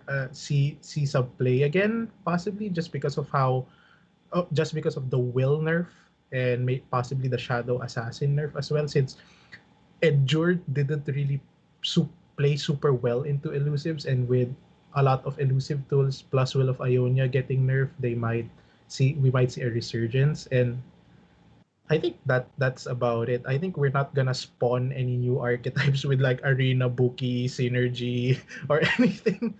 We're just gonna see old concepts be refined with these new cards. Ken, any opinion on this?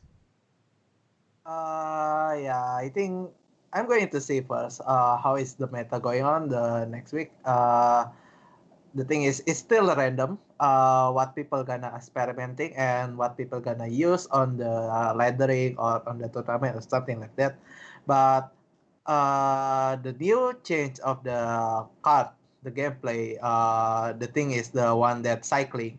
I feel like cycling is going to be going. We are going to see most experimenting on the deck, like Jigs deck or Draven deck or a mushroom deck like Sejuani Timo or something like that. So we are going to see later how it's going to be on.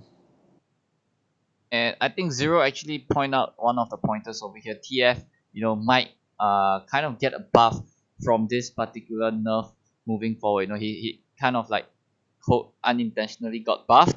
So is it how do you think TF moving forward, does it really gets the buff? Hi. How I think TF would be in Yeah, the like upcoming meta. does TF actually really get buffed? Well, PNZ stock is going down, I guess. Like Ionia PNZ stock is going down, so TF could certainly be strong again. We Mhm. could definitely be looking back into some sort of TF Swain concepts, especially with Will of Ionia no longer being a card. And Yoinks are still toxic as all hell. Just let's not forget that Yoinks are still a thing, and we haven't really been complaining about them for a while because we've been complaining about Darrowing, and yeah, Yoinks have taken a backseat, but Yoinks are definitely still gonna be a thing in the upcoming meta game. I think Yoinks are gonna be hella strong. So I think TF is definitely it's I'm optimistic about it. It's definitely worth trying out.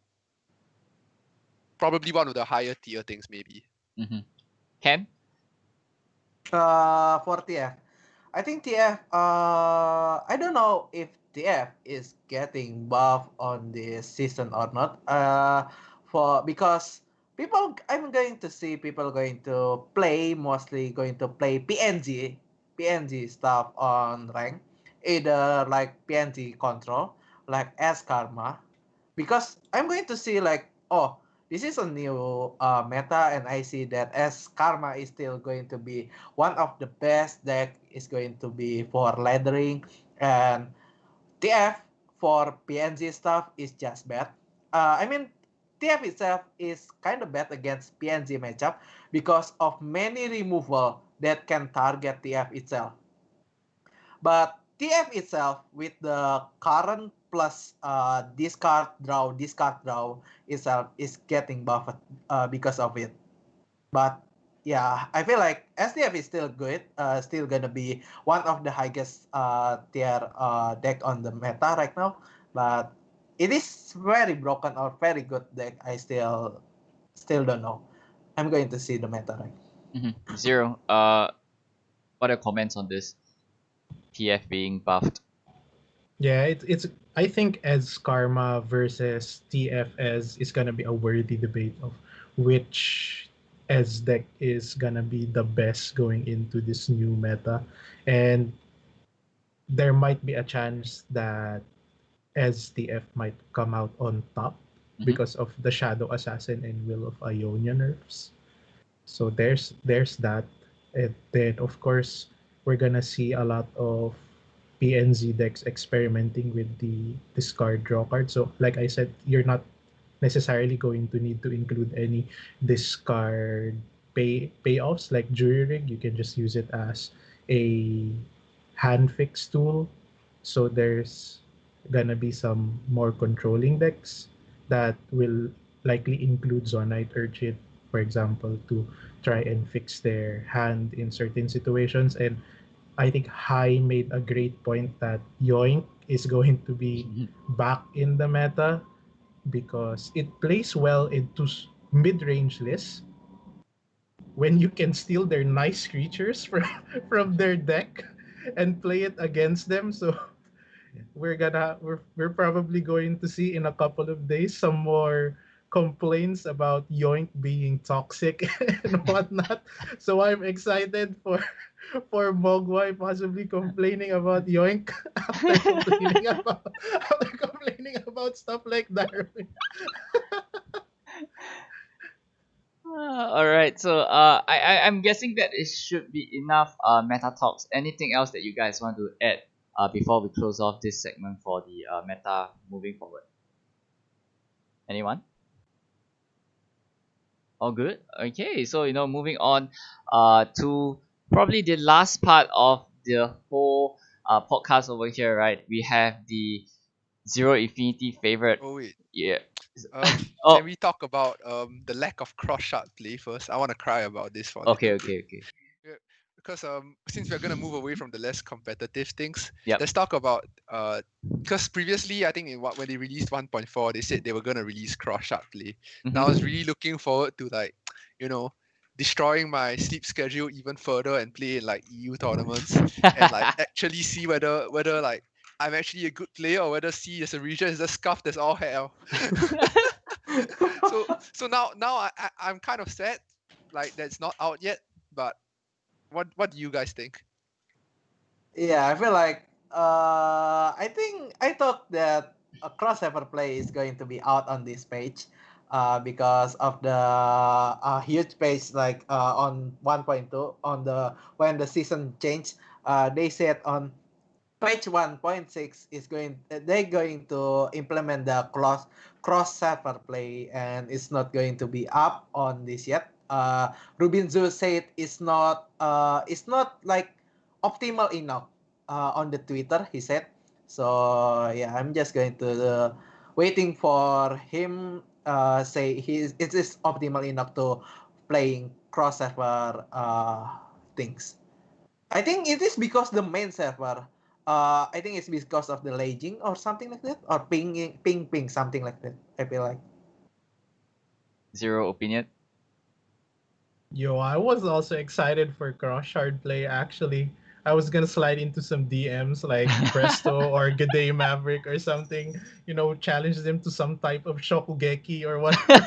So, hey man, I just wanna know if I'm really good or is our region really scuffed or something. So that was one thing I was looking forward to, but it didn't come with the patch. So I guess we're gonna have to wait wait some more until it becomes optimal, and then we can have like possibly a DOR that just doesn't Yeah. split shards. We're just gonna have one big DOR with like 3,000 players, 5,000 rounds. Maybe for So like a yeah, major patch, you could have like a DOR that's like global, but it's like you need to qualify for it by Yeah, doing well in man. other DORs. That would be yeah, so yeah, sick. That'll be so Like that would sick. be yeah, so possibly. sick. Yeah, I mean for me, I'm more interested in spectator mode, which they kind of like announced, but it didn't. But with cross shot and spectator mode moving forward, I think moving on into competitively, uh, for both competitors, viewers, and casters and producers, all what every single pillar in the esports scene is gonna get so much benefit out of it for this particular game. And with all these things rolling forward, I believe LR, it's gonna be what gonna put LR in the esports spotlight. So yeah, so I do hope that this moving forward, so that LR can be in a bigger spotlight, moving on bigger than other card games. What do you Yeah, guys think?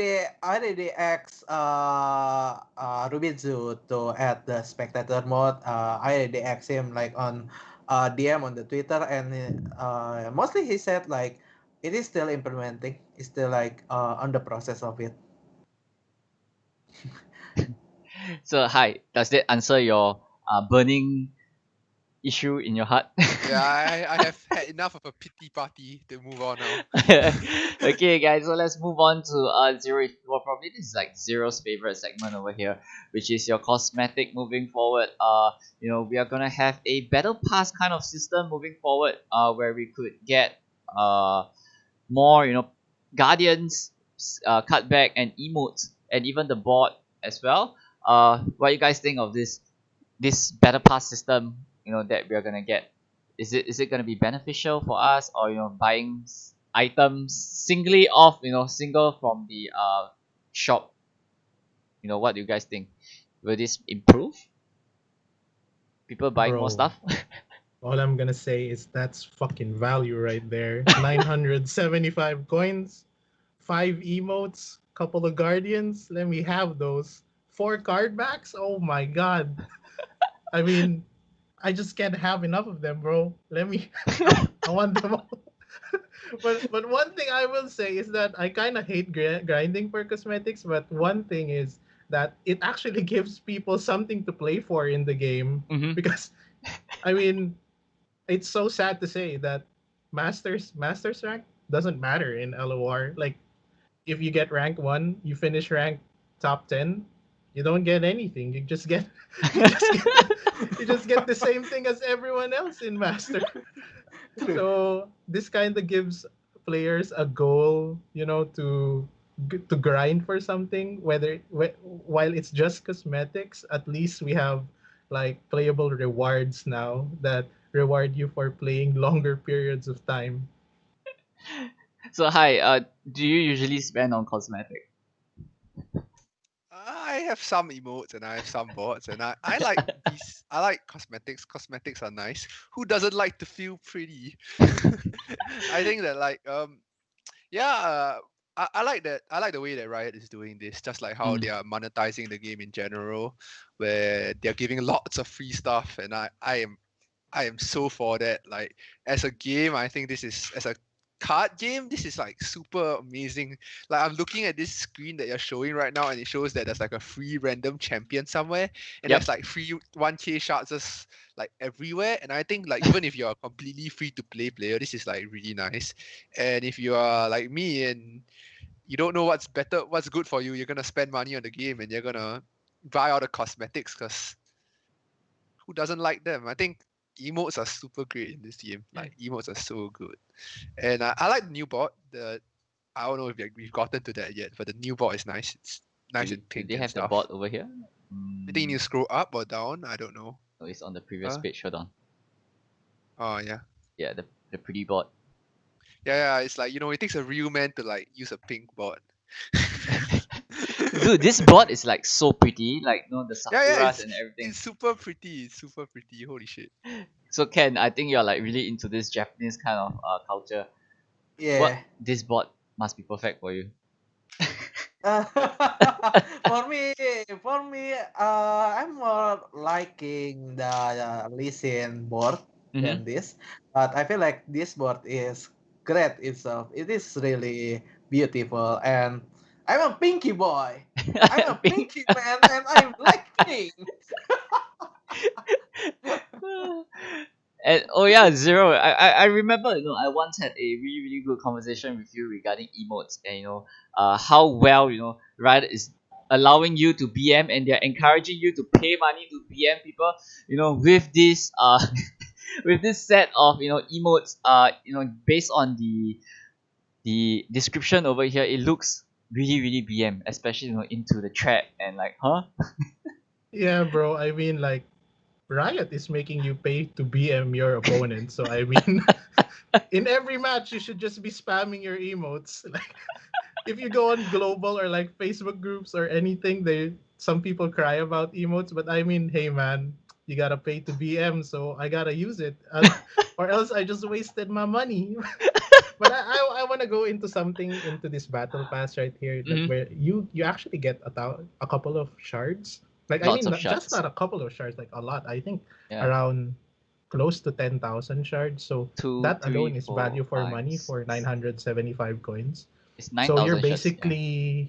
you're basically buying a couple of champions. If you Mhm. think about it, 9,000 shards is like 3 champions, so equivalent to 900 coins as well. So it's like you buy the 3 champions and you get everything else for free, you know. Mhm. And So I would just really recommend buying this if you have some cash to spare because it's really super value. no, guys, not just the emotes and the guardian. The card back looks really really awesome as well, especially the fox one.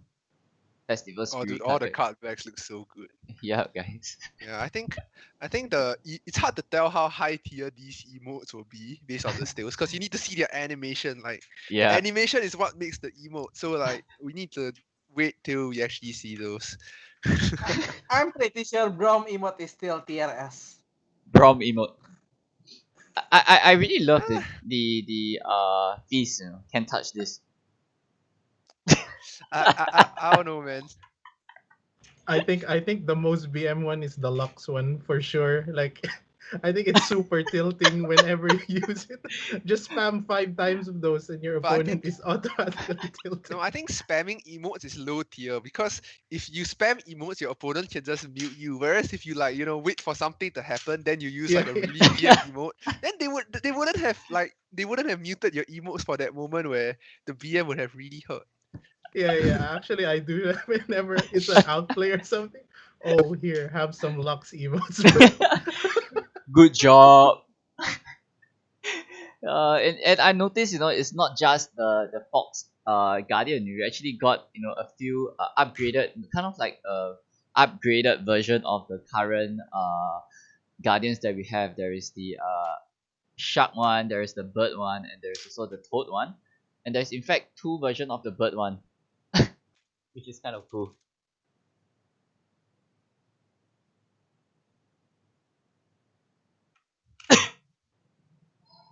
All right, so wait, so does the bot and the bot doesn't come with this event pass, right, guys? Yeah, it doesn't. I think you have Yeah, to I buy think it it doesn't. separately. Yeah, so for those, just a little advertisement over here. The event pass actually costs 975 coins. Immediately you get a Kit Guardian, and the more you play, you move towards the festival Kit Guardian, and it is gonna be live tomorrow as well. Am I wrong? Am I right? 1 more hours. 1 more hour, yeah. So It's in gonna one be more. live in 45 minutes. Oh Yeah, shit. 45 minutes. So this thing is gonna be live in 45 minutes, and you guys have the whole of July, and it expires August 19th. So yeah, guys, so go get it and go crazy with it. If you match me in rank later while I play some like discard jank, I'm gonna be sporting that pink board, bro. For sure. So yes, guys, do show some emote love if you guys see Zero, if or any one of us, rocking that pink board. It's gonna be so sexy. So yes, guys. So wrapping up the whole podcast over here, if you guys have any final words, moving on, with the new patch, be it cosmetic or meta wise. Zero, anything to end off this whole podcast.